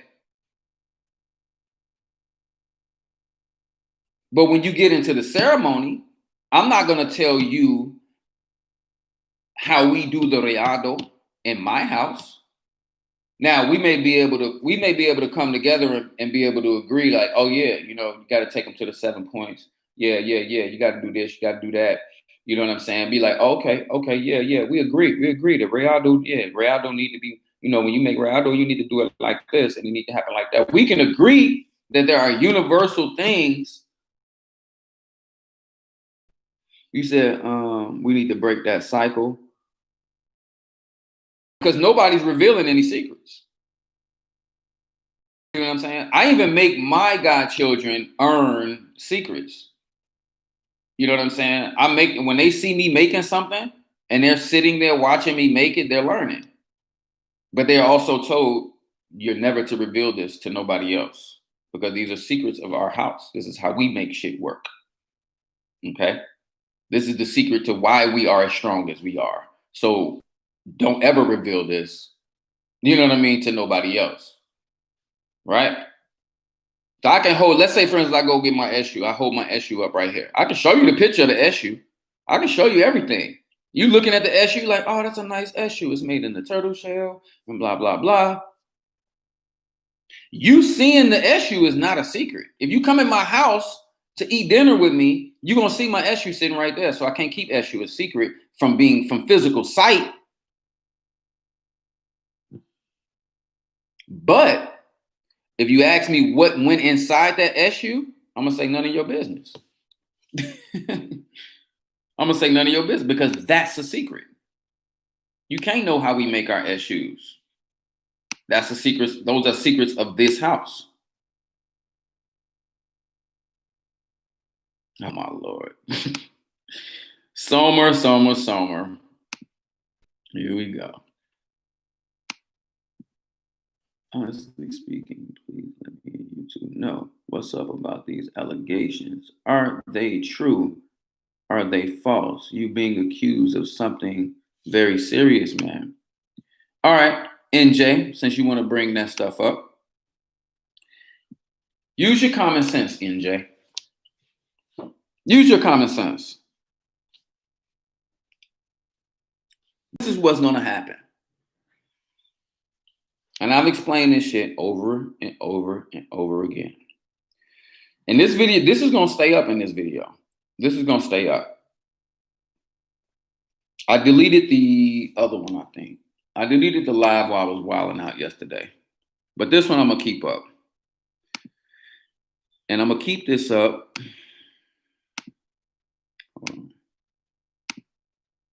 I'm going to keep this up to answer that very question. Okay?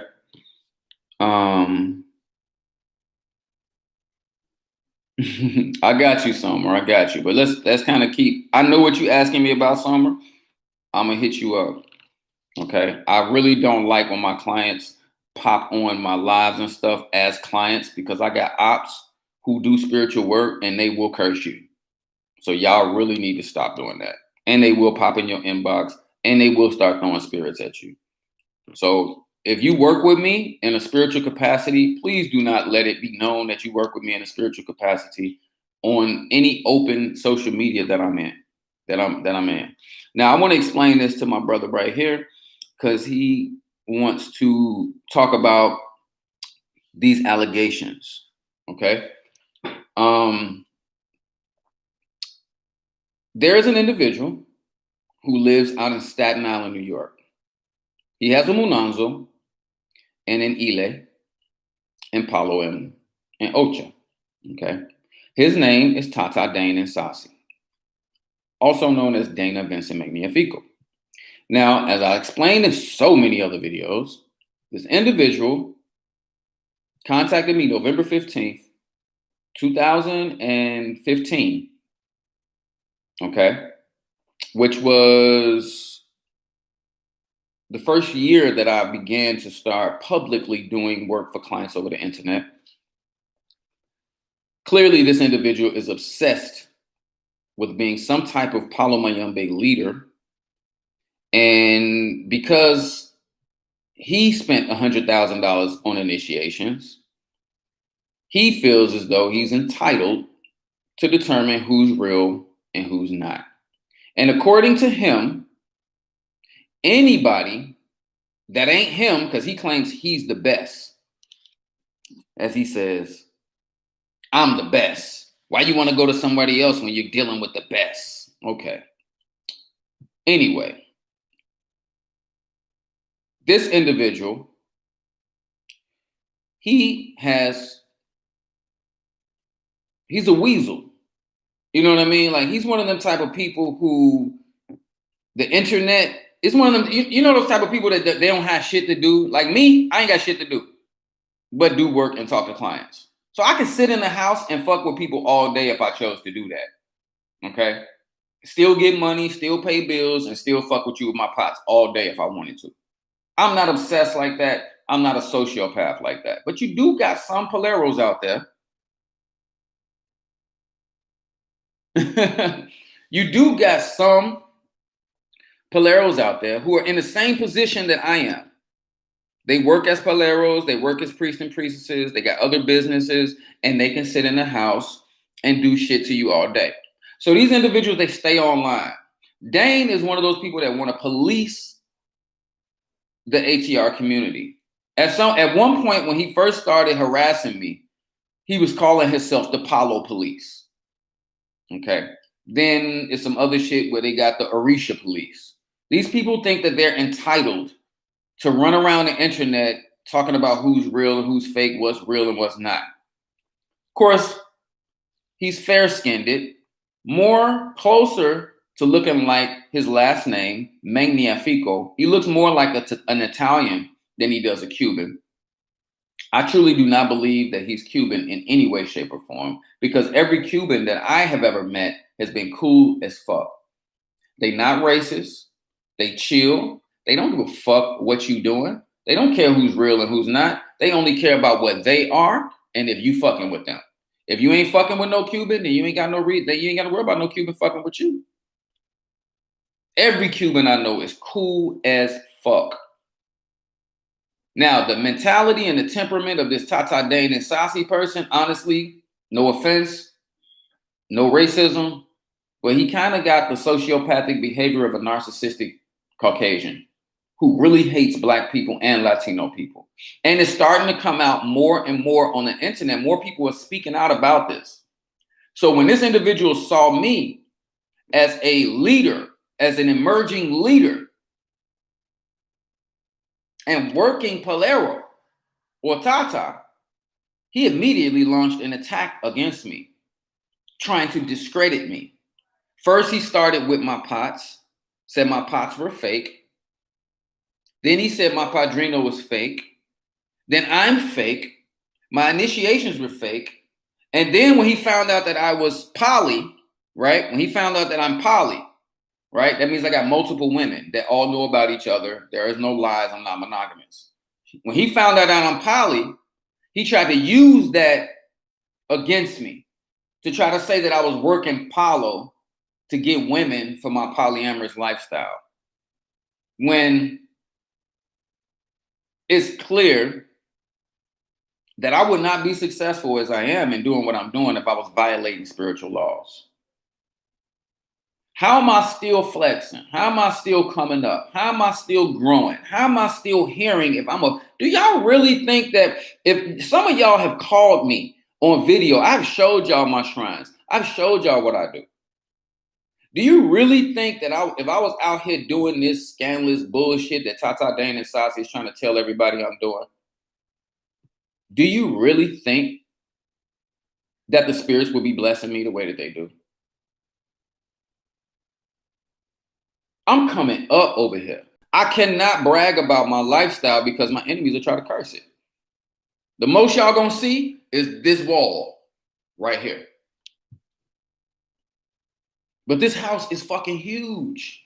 He online telling people I'm eating out the garbage can. He online telling motherfuckers I'm raping people. Okay? They so fucking jealous of my lifestyle. They are very jealous of my lifestyle. They hate that I got multiple women, multiple wives, all this going on. They don't know what's going on. So they try to use all of that to try to discredit or try to ruin my name in the community so that people don't want to work with me. This is Dane doing this. Dane does this. Dane is the motherfucking main person that slanders everybody online. This man has written so many fake ass ripoff reports about me that I think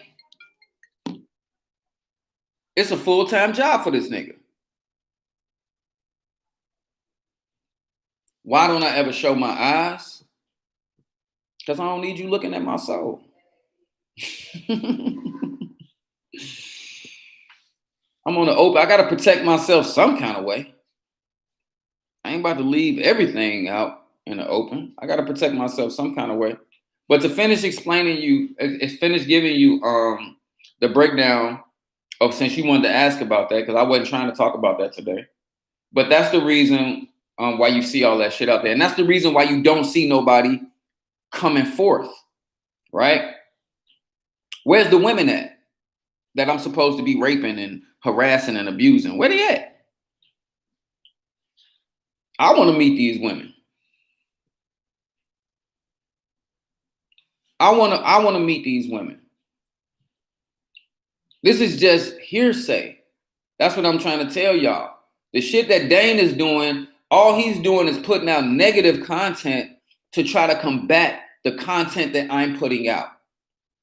This is why if you see the shit on Facebook and on the rip-off reports, he's using the same hashtags I use, so that when you search my name on Facebook, you see all this bullshit that he put out there. And then you read that shit and you be like, oh, I don't know. He seems like a bad guy, but he sounds very eloquent in his videos. Well, he did wild out in the video yesterday. Maybe he is like that. I ain't never had to take no pussy from nobody in my life. In my life. Why y'all bullshitting? Like, for real. I don't fucking chase women. Women chase me. If I showed you my fucking Instagram inbox, my Facebook inbox, I don't chase women. Women want me. I'm too damn busy to be dating and doing all that shit. I'll be in the house working, taking care of my family, initiating people, talking to these clients. You can ask my clients. My clients be like, shit, when the fuck Tata raping somebody? Because we keep that nigga on the phone all day. My phone be blowing. Man, look at my motherfucking phone, bro. My phone be blowing up. Look at my damn WhatsApp.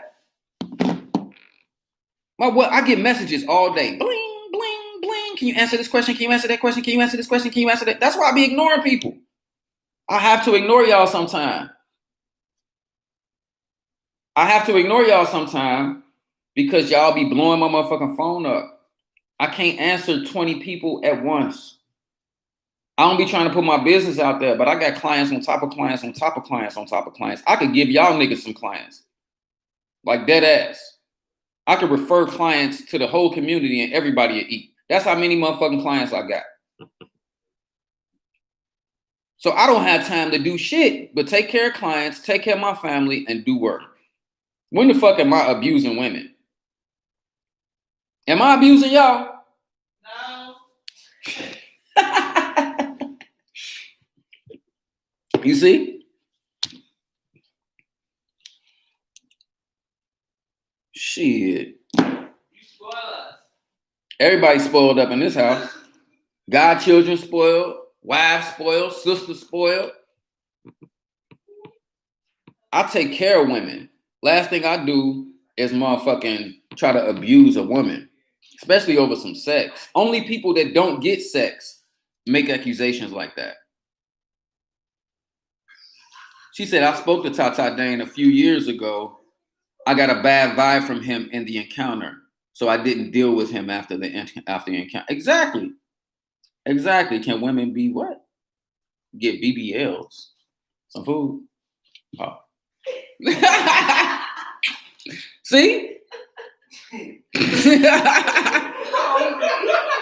They all standing around me right now. Like, it's time to eat.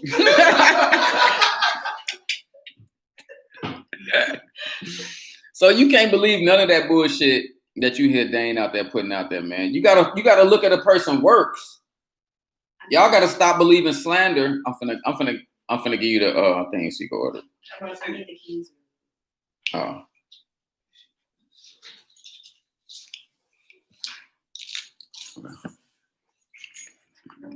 Yeah, so y'all gotta stop believing the dumb shit that y'all fucking be hearing from these people. All that shit is to deter people from working with me. Everything that you see, my lifestyle has nothing to do with my Palo practice. Other than the fact that the women around me that are with me, they are Paleros, they are Yayas. I can't be with no regular women, period. I can't even be around regular women. Hey, brother. Because I get bored. Because when I start talking about spiritual shit, because my mind will slip into some realm of the Kalunga real quick. Then I need somebody around me that I can talk to about that shit without looking crazy. You know what I'm saying? So y'all got to stop believing that shit. I remember Dane tried to motherfucking say that shit on his open page one time, talking about some, but what about the sexual harassment? And another respectful Tata came on there and was like, dude, you sound like a hater. You know what I'm saying? Like, where's these women at? This hearsay. Why isn't he in jail? Why Sean ain't in jail? Where these women at? Please. I want women to go to court and file some shit against me because I'm going to sue the fuck out of you. Dead ass serious. I'm going to sue the shit out of you. I'll be like, I ain't never met that bitch in my life. I don't even know who the fuck that is. Where the rape kit? I didn't rape some people. There should be a rape kit. Right? Didn't they go get a rape kit? Didn't they file a police report? They ain't nobody do none of that on me? Why not? Please go do it. Because I want you to prove the lies in the court of law. See, this is what y'all don't understand. And this is what's about to be live on YouTube for you niggas. We're going to try to do this. Tata Dane and Sasi is about to get served papers. Okay? All of the slander, okay, because I'm a legal business. Nebrotician. I ain't on no motherfucking run. You're listening to Dane. Listen. Dane is a sociopathic liar. He will say anything to discredit me and any other priest that he don't like. Everybody knows he is a lying ass racist. On the run from what? I'm in front of the same window every day. I'm not on the run. I drive around this city every day. Go to bimbays, ceremonies. I mean, everybody see me every day. On the run from what? What am I on the run from? I'm telling people in the chat to come to my house. What the fuck? How am I on the run? Think, McFly. Think. Y'all don't think. What the fuck? You listening to a racist fucking clown. He's making up shit literally just to deter people away from me. Just to deter people away.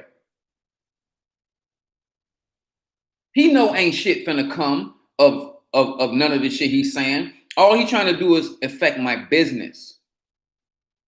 And the thing about it is, the crazy shit, and it's gonna sound kind of sick, but all the sexual shit that he keep putting up about me is making women want to talk to me even more.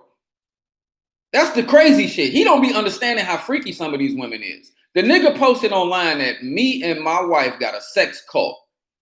So I screenshot the shit and posted it on my public Facebook page. Do you know how many women popped in my inbox like, can I join? They don't care about that shit. Don't nobody care about that shit. Don't nobody, this nigga lied and said I got a sex cult. A sex cult?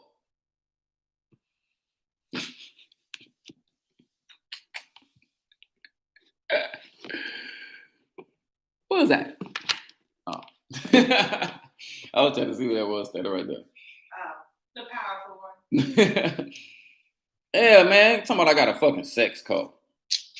Get the fuck out of here. And I be trying to tell him, I'm like, dude, Eshu already said that all of your evil will be for my good. The more you slander me, the more famous you're making me, because what you're doing is you're creating this. What he's doing is he's creating the mystery. No, you're not going to see my poly ladies. Come on, man. NJ, I already know you a spy. You low key on some spy shit. You think I'm finna put my ladies on this internet when the niggas that don't like me sit in front of their pots all day? Come on, bro. We don't get down like that. I just told you, this only thing you're gonna see about my life is this fucking wall behind me. And what I tell you in this video. But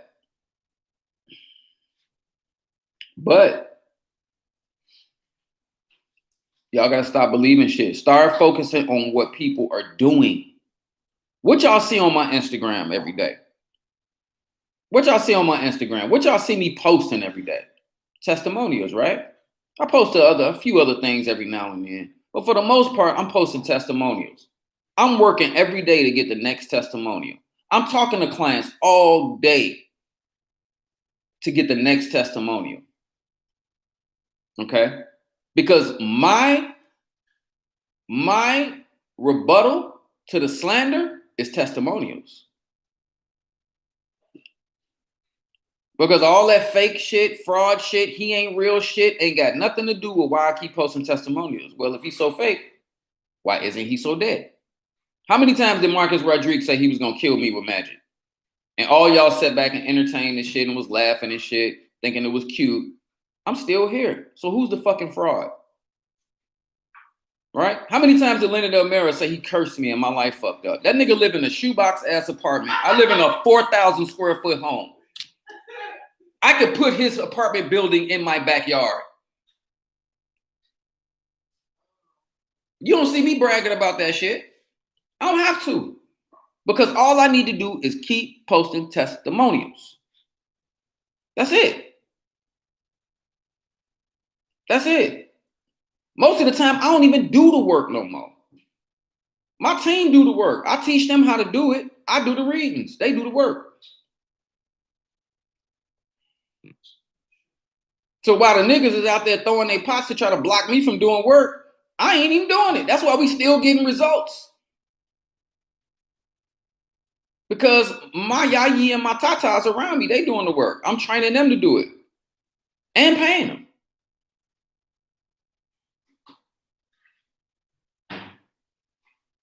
So y'all need to grow the fuck up out there, man. Dane is a little fucking boy. The man is 5'5", little dick energy, little fat Luigi looking motherfucker. Had a nerve to buy a Lamborghini. You can't even get in the Lamborghini.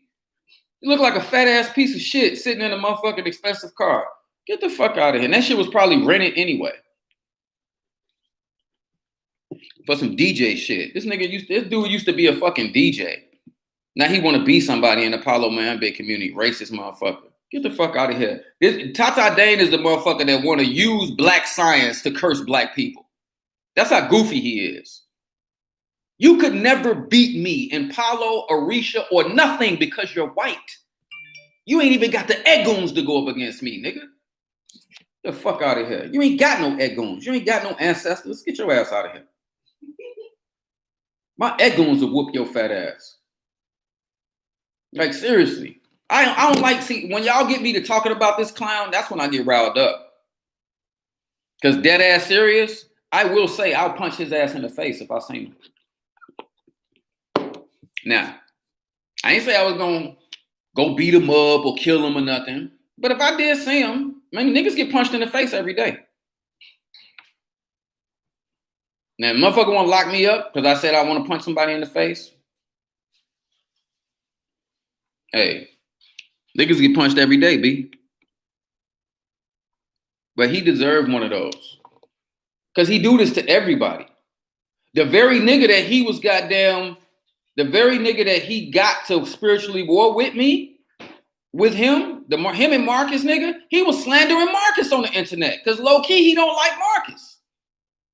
He don't like the shit Marcus out there doing with all that damn devil shit and prostitute shit and Mama Chola strip songs and all this other bullshit. Dane don't like that shit. He uses Marcus like a weapon because Marcus is in Doki Malo. Marcus made a pact with the devil. Same devil I got downstairs. Marcus gave his blood, Black Cat, everything on a Good Friday, sold his soul to Lukan Kazi. So Dane, being the manipulative white man that he is, he gets Marcus all riled up against me and convinces Marcus that I'm Marcus' enemy when I kept trying to tell Marcus I'm not your fucking enemy, dude.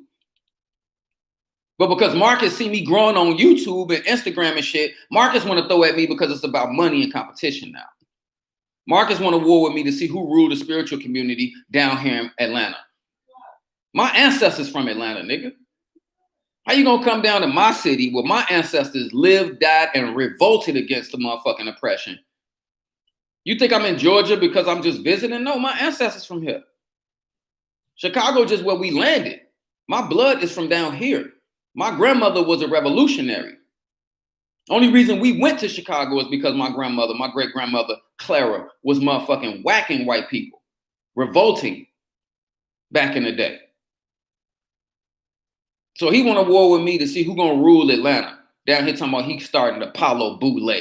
How the hell you gonna mix Boule with Palo? And Dane is endorsing that shit? Come on, man. But they gonna sit on here and call me fake and lie and talk all this other bullshit. Talk all this other bullshit.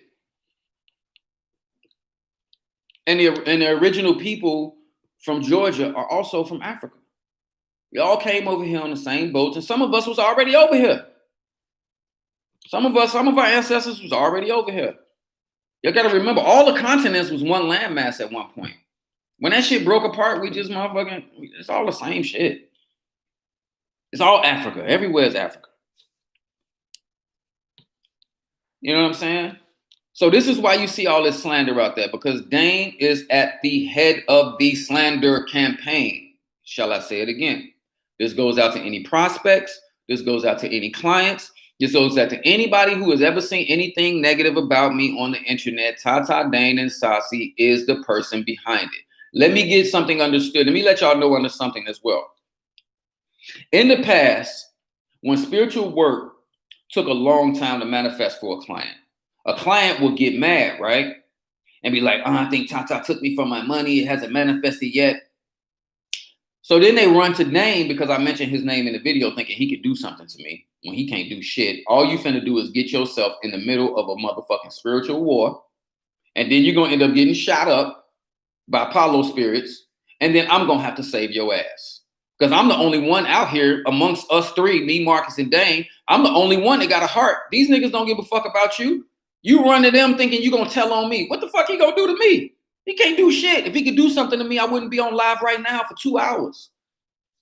Them niggas over there shaking and throwing and doing all kind of foola and spraying and talking to their pots, and I ain't moved. Okay? Is what even allowed? What do you think about whites trying to get part of our religion? As far as whites, I don't discriminate against nobody. I'm not racist.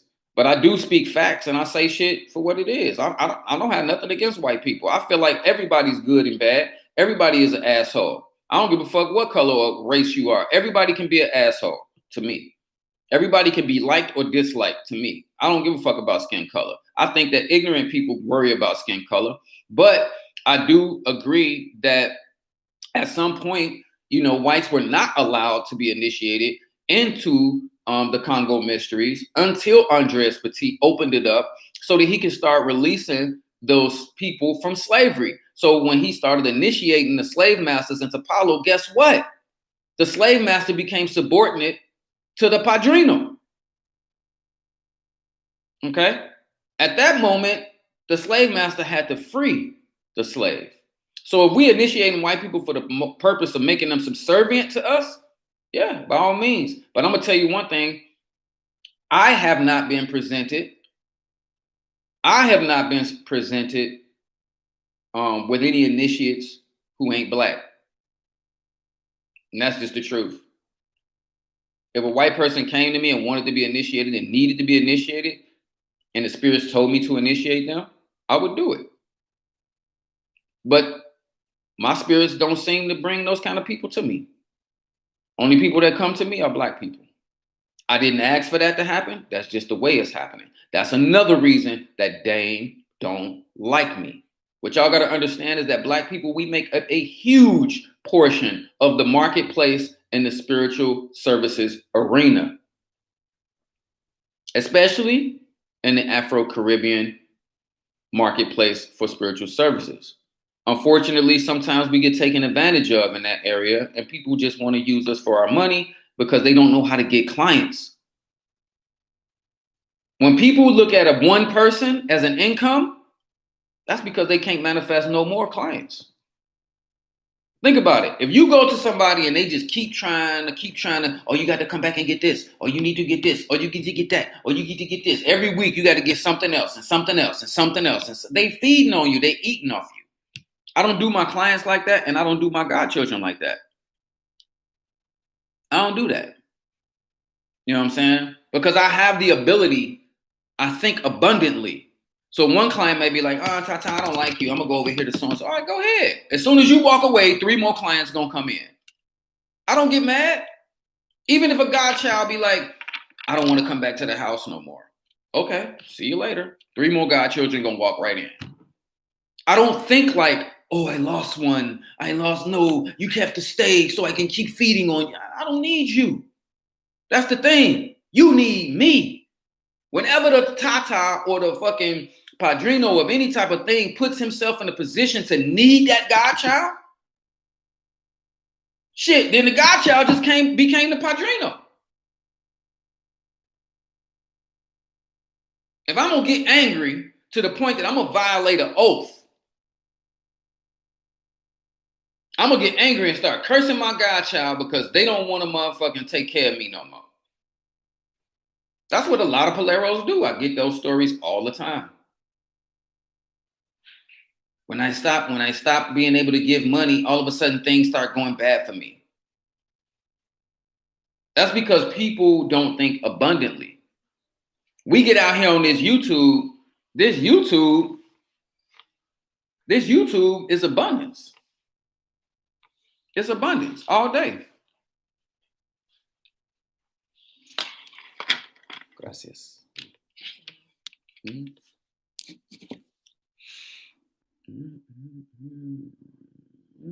Let me know how much. Yeah, how much it's gonna be. Because I don't have to transfer. Yeah, but what was I saying? What'd you say? They have no connection to our people, though. Our slavery days, our suffering, our people got raped. Exactly. And this is why you got people like Dane who are filling his pots with white people. Do y'all understand what's going on? Dane is the enemy to the community. He ain't just my enemy. Dane don't like you. He don't like nobody. This man is sending European, Caucasian, and Fumbe to attack Black and Latino people in the community. Do you understand the level of racism that this dude has gone to? I've seen it. I see people's muertos when they send them to me. When Marcus sent a muerto, that motherfucker be Black. When Dane sent a muerto, that motherfucker be white. I've seen Dane's Seterayos. I've seen Dane's Mama Chola. His Mama Chola came to me and wanted to come with me. My boyfriend, he just keeps beating up on me. I'm like, who are you? Oh, my boyfriend, he's over there. I look over there and it's Dane ass. In the dream, his muerto want to come with me. His Chola want to come with me. Can you take care? I said, baby, I'll take care of you. I took her in the dream and I took her. She gave me a name and everything. These niggas spirits be coming and giving me their names. And what you don't understand is once we know the name, now I control that spirit. Because I'm going to ask you in the dream. You come at me. If you're a spirit, you come at me in the dream, I'll be like, what's your name? And if you're dumb enough to tell me, now I control you. I remember Marcus kept sending the fucking duppy ghost at me. So I asked the ghost in the dream. I said, what's your name? And he gave me the name. And then I started sending the duppy out using Luke Arkazi.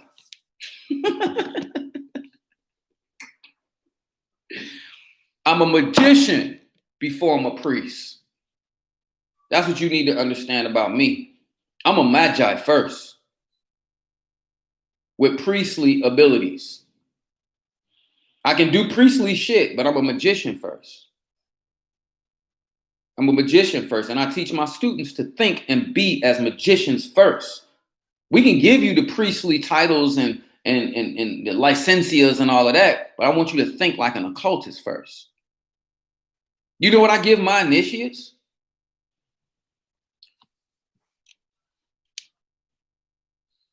Is that Kybalion book down here?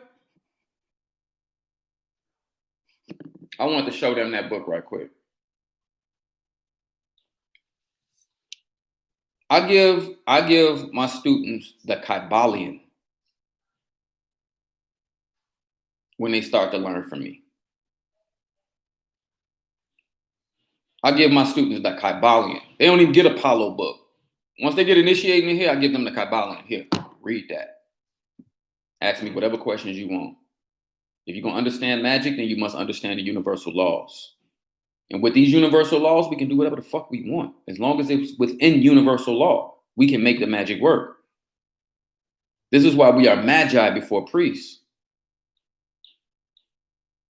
We magi before priests. I want to make sure that you can think metaphysically. I want to make sure that you can think esoterically. I want to make sure that you think like an occultist before I start teaching you how to make spirits and conjure spirits and do all that shit. Because if you don't understand how this shit exists,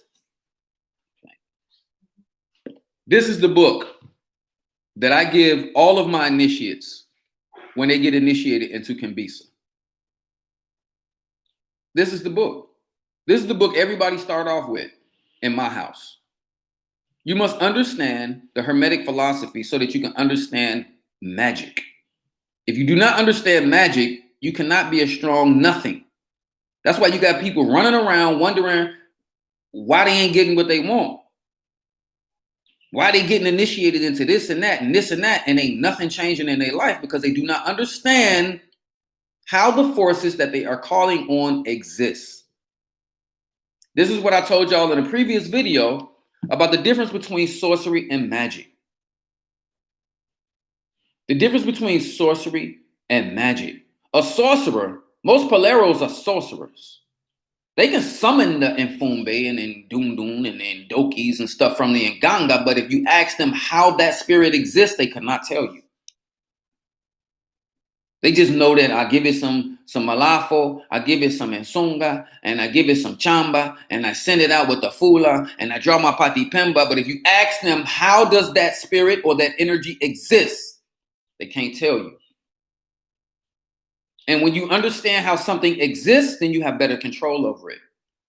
That's why when Babalaos and Orisha priests, when I go get readings from them, they be like, why you got all them dead people around you? And secondly, how the fuck are you controlling all them dead people? And nobody understands how I'm able to do it. Motherfuckers come into my house and they be jealous, envious, and bewildered at the same time. Because they be like, wait a minute, you got all these pots? How the fuck you controlling all of this? Most people can't control one Nganga. And I don't give that secret out.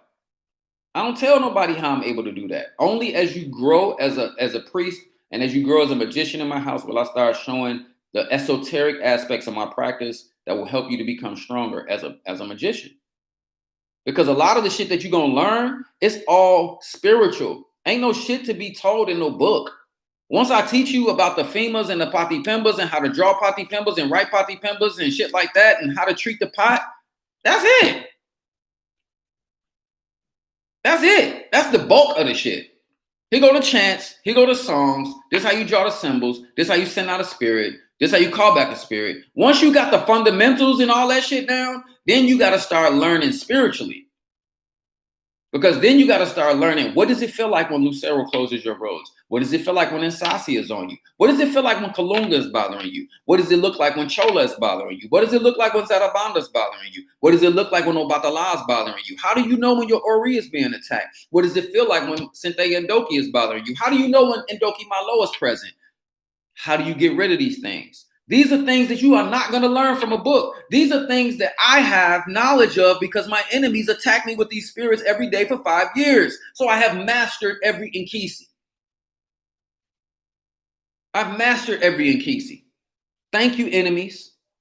Y'all were some good teachers because for the last 5 years, y'all made me the strong man I am today. No lie.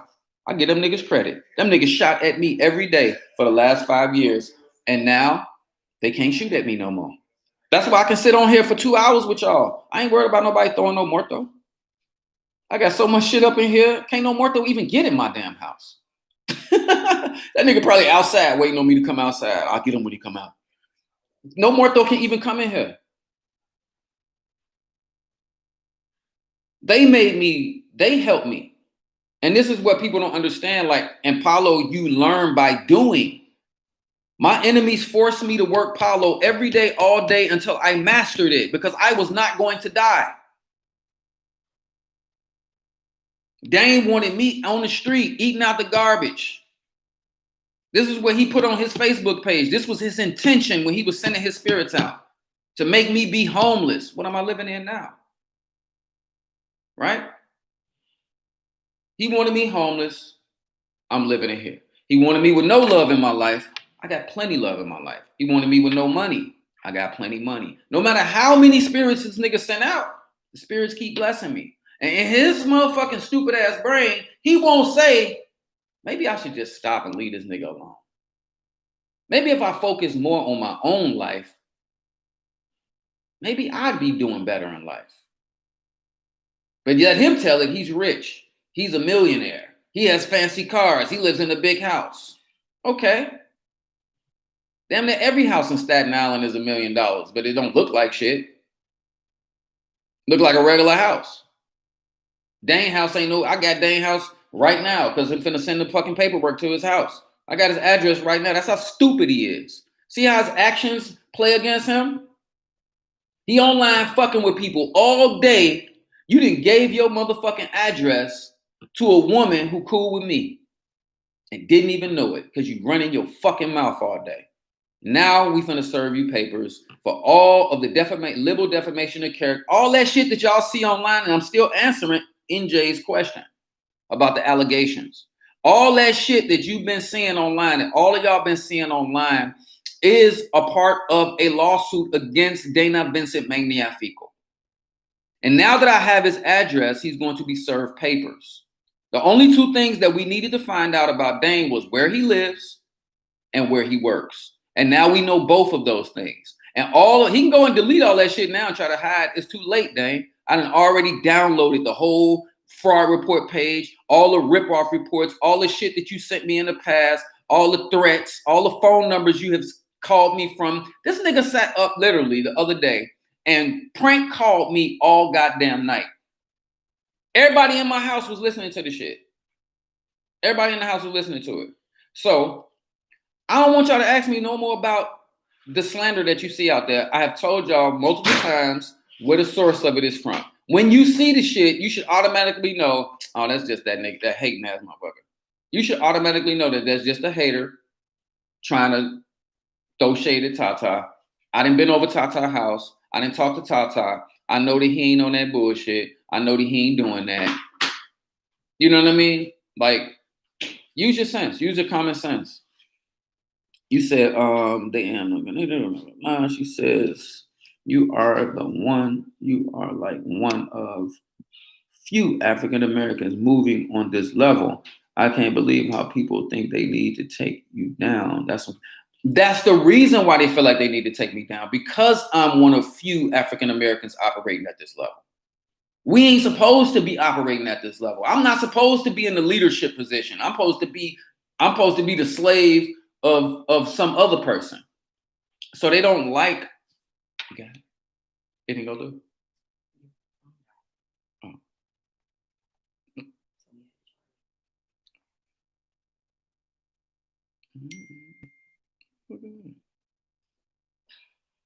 Stop it.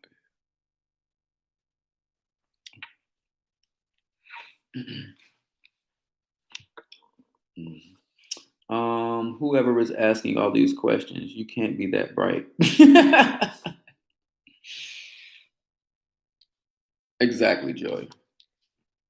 Exactly. One of the reasons is because, and what y'all don't understand, like the thing between right now, Dane is trying to make this shit about. It's really just, even when I told my padrino about the war, my padrino said, "That's a fake war." He was like, "That's between y'all three, you, Marcus, and Dane. That's a fake war. That's not a war between houses. Now it's a war between my house and obviously Dane. But see, everybody ain't even involved. Even the people in my house not involved with attack. Ain't nobody over here attacking Dane, man. Nobody think about that nigga like that. We too busy over here throwing mortos out, sending mortos out for clients. I ain't got time to be worried about Dane. Dane gonna keep talking. The more that I talk, the more Dane gonna talk. Okay? And at the end of the day, if my people who look like me gonna believe a white man over me, then fuck y'all. Period. Because I'm doing this shit for y'all. Because I'm straight. I can shut all this shit down today and live a normal life. Dead ass serious. With other businesses and everything.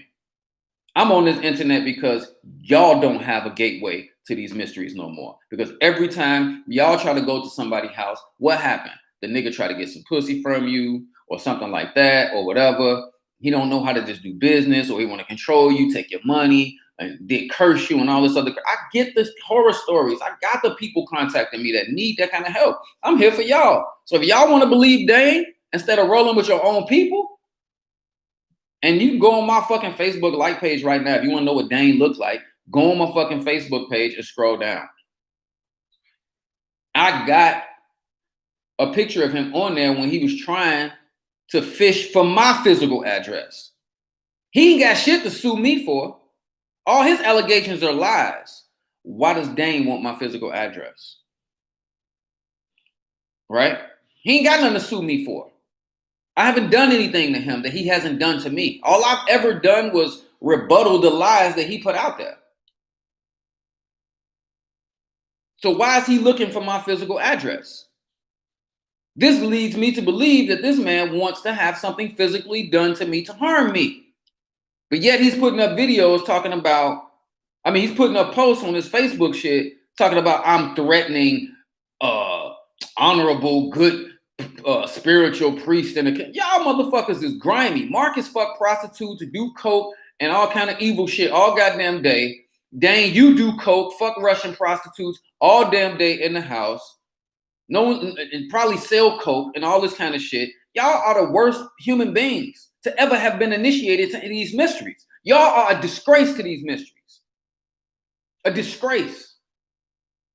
You all should have never, ever been introduced to these mysteries. But for good reason, everything happens for a reason. You were introduced to these mysteries. Because you were a part of my karma. I had to experience y'all for the last 5 years so that I could grow. Now I'm so above y'all can't do shit to me. But lie on the internet. Spiritually, you can't do shit. Nothing. Not a goddamn thing. I got more Palo than you, and now I got more Orisha than you. And I got voodoo, and Obia, and hoodoo, and anything else I want to fucking practice. I got it all, and I got it all legitimately. What you gonna do to me spiritually that you ain't already tried to do? You need to sit your ass down and enjoy the rest of your life and leave me the fuck alone. Like dead ass serious. Everybody needs to stay in their own motherfucking lane and put the burden on your spirits if you ain't getting what the fuck you want out of life. If you ain't getting what you want, if you sitting over there in your house, Dane, and you wondering why you ain't really got no wife, you telling everybody you got this African wife, where she at? Because any woman that is tolerating your behavior, you spend too much time in the Facebook groups, stalking and fishing and lurking on everybody goddamn social media that you don't like. You spend so much time in front of your pots, calling and messaging everybody. You ain't got no motherfucking woman. One of the reasons, let me just give y'all an idea. Palo is a type of tradition. You can attack a person all day long. I can literally go in front of my pot over and over and over and over again and keep sending that muerto or different muerto out at different people to do different things all day long. Okay? I used to be attacked like that. They ain't even put up a schedule saying that he was going to attack me and my wife Monday, Tuesday, Wednesday, Thursday, Friday from 9 in the morning to 1 in the morning. He was going to be attacking me and my wife. And he wanted everybody that saw that message who was a Palero to attack us the same way. Okay? He been doing that shit ever since. If that's not obsessive behavior, ain't no woman finna tolerate no shit like that. Any woman gonna be looking at a nigga doing that. If I was in here doing that to that nigga, my women gonna be in here looking at me like, nigga, we finna go. Because you clearly lost your motherfucking mind. You know what I'm saying? So the man is clearly miserable, and them white people in his pots ain't really doing nothing for him, and he's a big ass. He's the biggest fraud. That's the thing. He ain't Afro-Cuban, fraud. He ain't no fucking Tronco Mayor or Briomba Congo, fraud. He can't prove none of that shit. And if you ask anybody initiated in Briomba, is Tata, Dane, and Sasi, the Tronco Mayor, they're gonna start laughing and say, that crazy motherfucker? Hell no. Nah. He's a fucking moron. Everybody calls Dane a fucking moron. Right? And this is the same energy that has followed him since he was a little kid. This is the type of little boy that was beat up when he was a little kid. So he grew up and he got initiated. He went to the military, got out of the military on a dishonorable discharge, tried to fake a medical leave because he was too weak for the military. Then get out. Somebody told him he was Ogun. So now he think he can take out his frustrations of being bullied when he was little on everybody that's littler than him in the spiritual community. He came across me, did not anticipate or expect for me to be as strong as I am. Thought he was going to bully me off the internet like they did Carlos Montenegro and everybody else, and I'm still here. And I told him, you ain't never going to bully me off the internet because I'm here for my people. I'm not here for no fame or money or none of that shit. Ooh. That's what you finna order from? Okay, hold on. Very good.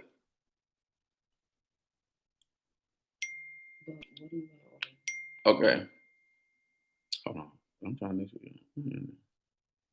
Hold on. Let me get off of here. Yeah. All right, y'all. I'm finna be out though. I've been on this bitch 2 hours and we ready to eat. And then I got some people to talk to and some work to do.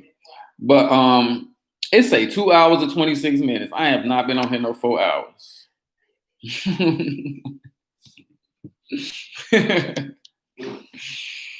All right. But I'm gonna get up out of here, y'all, man. I've been on here too long.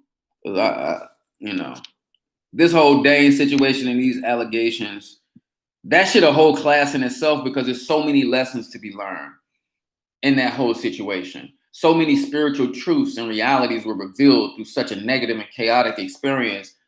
I can teach a lot of shit based on just going through this shit with Dane and these other clowns out here. I can teach y'all about spiritual war in a way that you have never, ever experienced it and that you will never, ever hear. Okay? Because they have tried to curse me in every way that they possibly can. And they probably thinking of a new way right now. They probably trying to figure out how they going to curse me now. They going to end up, Shango going to end up hurting somebody. That's all I know. But he ain't tolerating that shit. Now that I got Shango, he's not tolerating that shit. He ain't in your war is with Shango now, fat boy. It ain't with me. You can shoot all that Palo stuff over here you want. The more you attack me, the more you're going to have problems. And that little wooden house that you got in Staten Island, it might just burn to the ground one day because you accidentally left a candle lit or some shit. You better quit playing, though. You better quit playing. But I'll see you in court, Dame. And for the rest of y'all, please stop falling for the bullshit out here, man. If you got questions about the slander and you want me to explain this shit again for you, and if it has any bearing on whether or not you work for me, because I done told you where it's coming from. You're going to either believe the white man or you're going to believe me. And I'm not saying that all white people are liars and all white people are bad, but in this particular instance, this is a white man who is racist, that I am a leader in the Palo community amongst other leaders. I'm not saying I'm the leader. I'm saying I'm a leader. Okay? Because there are a bunch of beautiful and very powerful and strong and knowledgeable, good-hearted Paleros and Tatas and Babalaos and so forth in the community. We're not going to let the bad apple Dane ruin it for the entire ATR. He's just an infiltrator. He's a culture vulture. He has no fucking egoons, no African lineage at all. But he wants to try to police and enforce the regla of Ocha as well as Palo amongst Black people and Latino people. If we were in our right mind, we should all go in front of our Ngangas and our Orishas and get Dane the fuck out of here. And I guarantee you, when we remove him from the community, watch how everything come. He is a bad apple who is like an agent. I wouldn't be surprised if that nigga worked for the feds. And his whole purpose is to create division and disunity in the African traditional community. Because that's all he do. He ain't trying to bring nobody together. He don't have no camaraderie amongst the people in the community. He don't respect other people's spirits and what they've been through and what they learned. He here to create division. To the extent that even Leonard Elmira teamed up with the white man against me. That's how fucking gone you people are in the head. We'll sell out our own people. I went to Leonard Elmira and I said, look, Leonard, I don't really want to do YouTubes no more. Since you like being YouTube and you're a good salesman for spiritual services, I was like, won't you just do the talking and I'll work for you behind the scenes. Break me off my usual 500 or whatever I want. You can charge them whatever you want and keep the money. I said, but take them fucking videos down and we can start working. This nigga was like, no, I'll just take the videos down. but I don't want to work with you. And then went and worked with the white man, Dane. So anytime Leonard has problems with a Palero like me, he goes to Dane to get clean. You see? They don't think I know that though. Because when I get ready to send a morto at Leonard and I throw my shells and I say, are all of my roads and doors open to curse Leonard Elmera? And they tell me no. The only person that can motherfucking block me is a Palero or somebody initiated. And I know that he know Dane, so I know Dane was over there protecting him. Common fucking sense. Common fucking sense. These people are working together. Marcus and Dane is working together. Leonard and Dane is working together. Dane got Leonard and Marcus under his thumb. Them to do. And yet they claim that they're stronger than me. Dane can't control me. He can't say nothing to me that can manipulate me or influence me to do nothing. Everything that come out of his mouth is a lie to me. Everything. And if y'all believe anything that come out of his mouth, you're doing yourself a disservice. Because he's going to tell you. I challenge y'all. Go find a nigga right now. Ask him about any Palero on the internet. It ain't got to be me, because he's going to naturally say some negative shit about me. But go ask him about a random Palero. Just go with me like, hey, I want to know if you can check this person. I want to know if this person legit. He going to tell you no. All of y'all go to him. Flood his inbox and ask him to just pick a random ass spiritualist on motherfucking on YouTube. Pick a random one and just go to him. Just go to him. And I guarantee you, he gonna tell you that everybody is fake and he's not. Okay? Everybody fake and he's not. So go click the link in the description of the video if you want to get a consultation for me, because I'm about to get back to work. I don't really, I wanted to make this short, but you know how I be talking too goddamn much. So I'm finna go. I'll see y'all on the next video. Peace.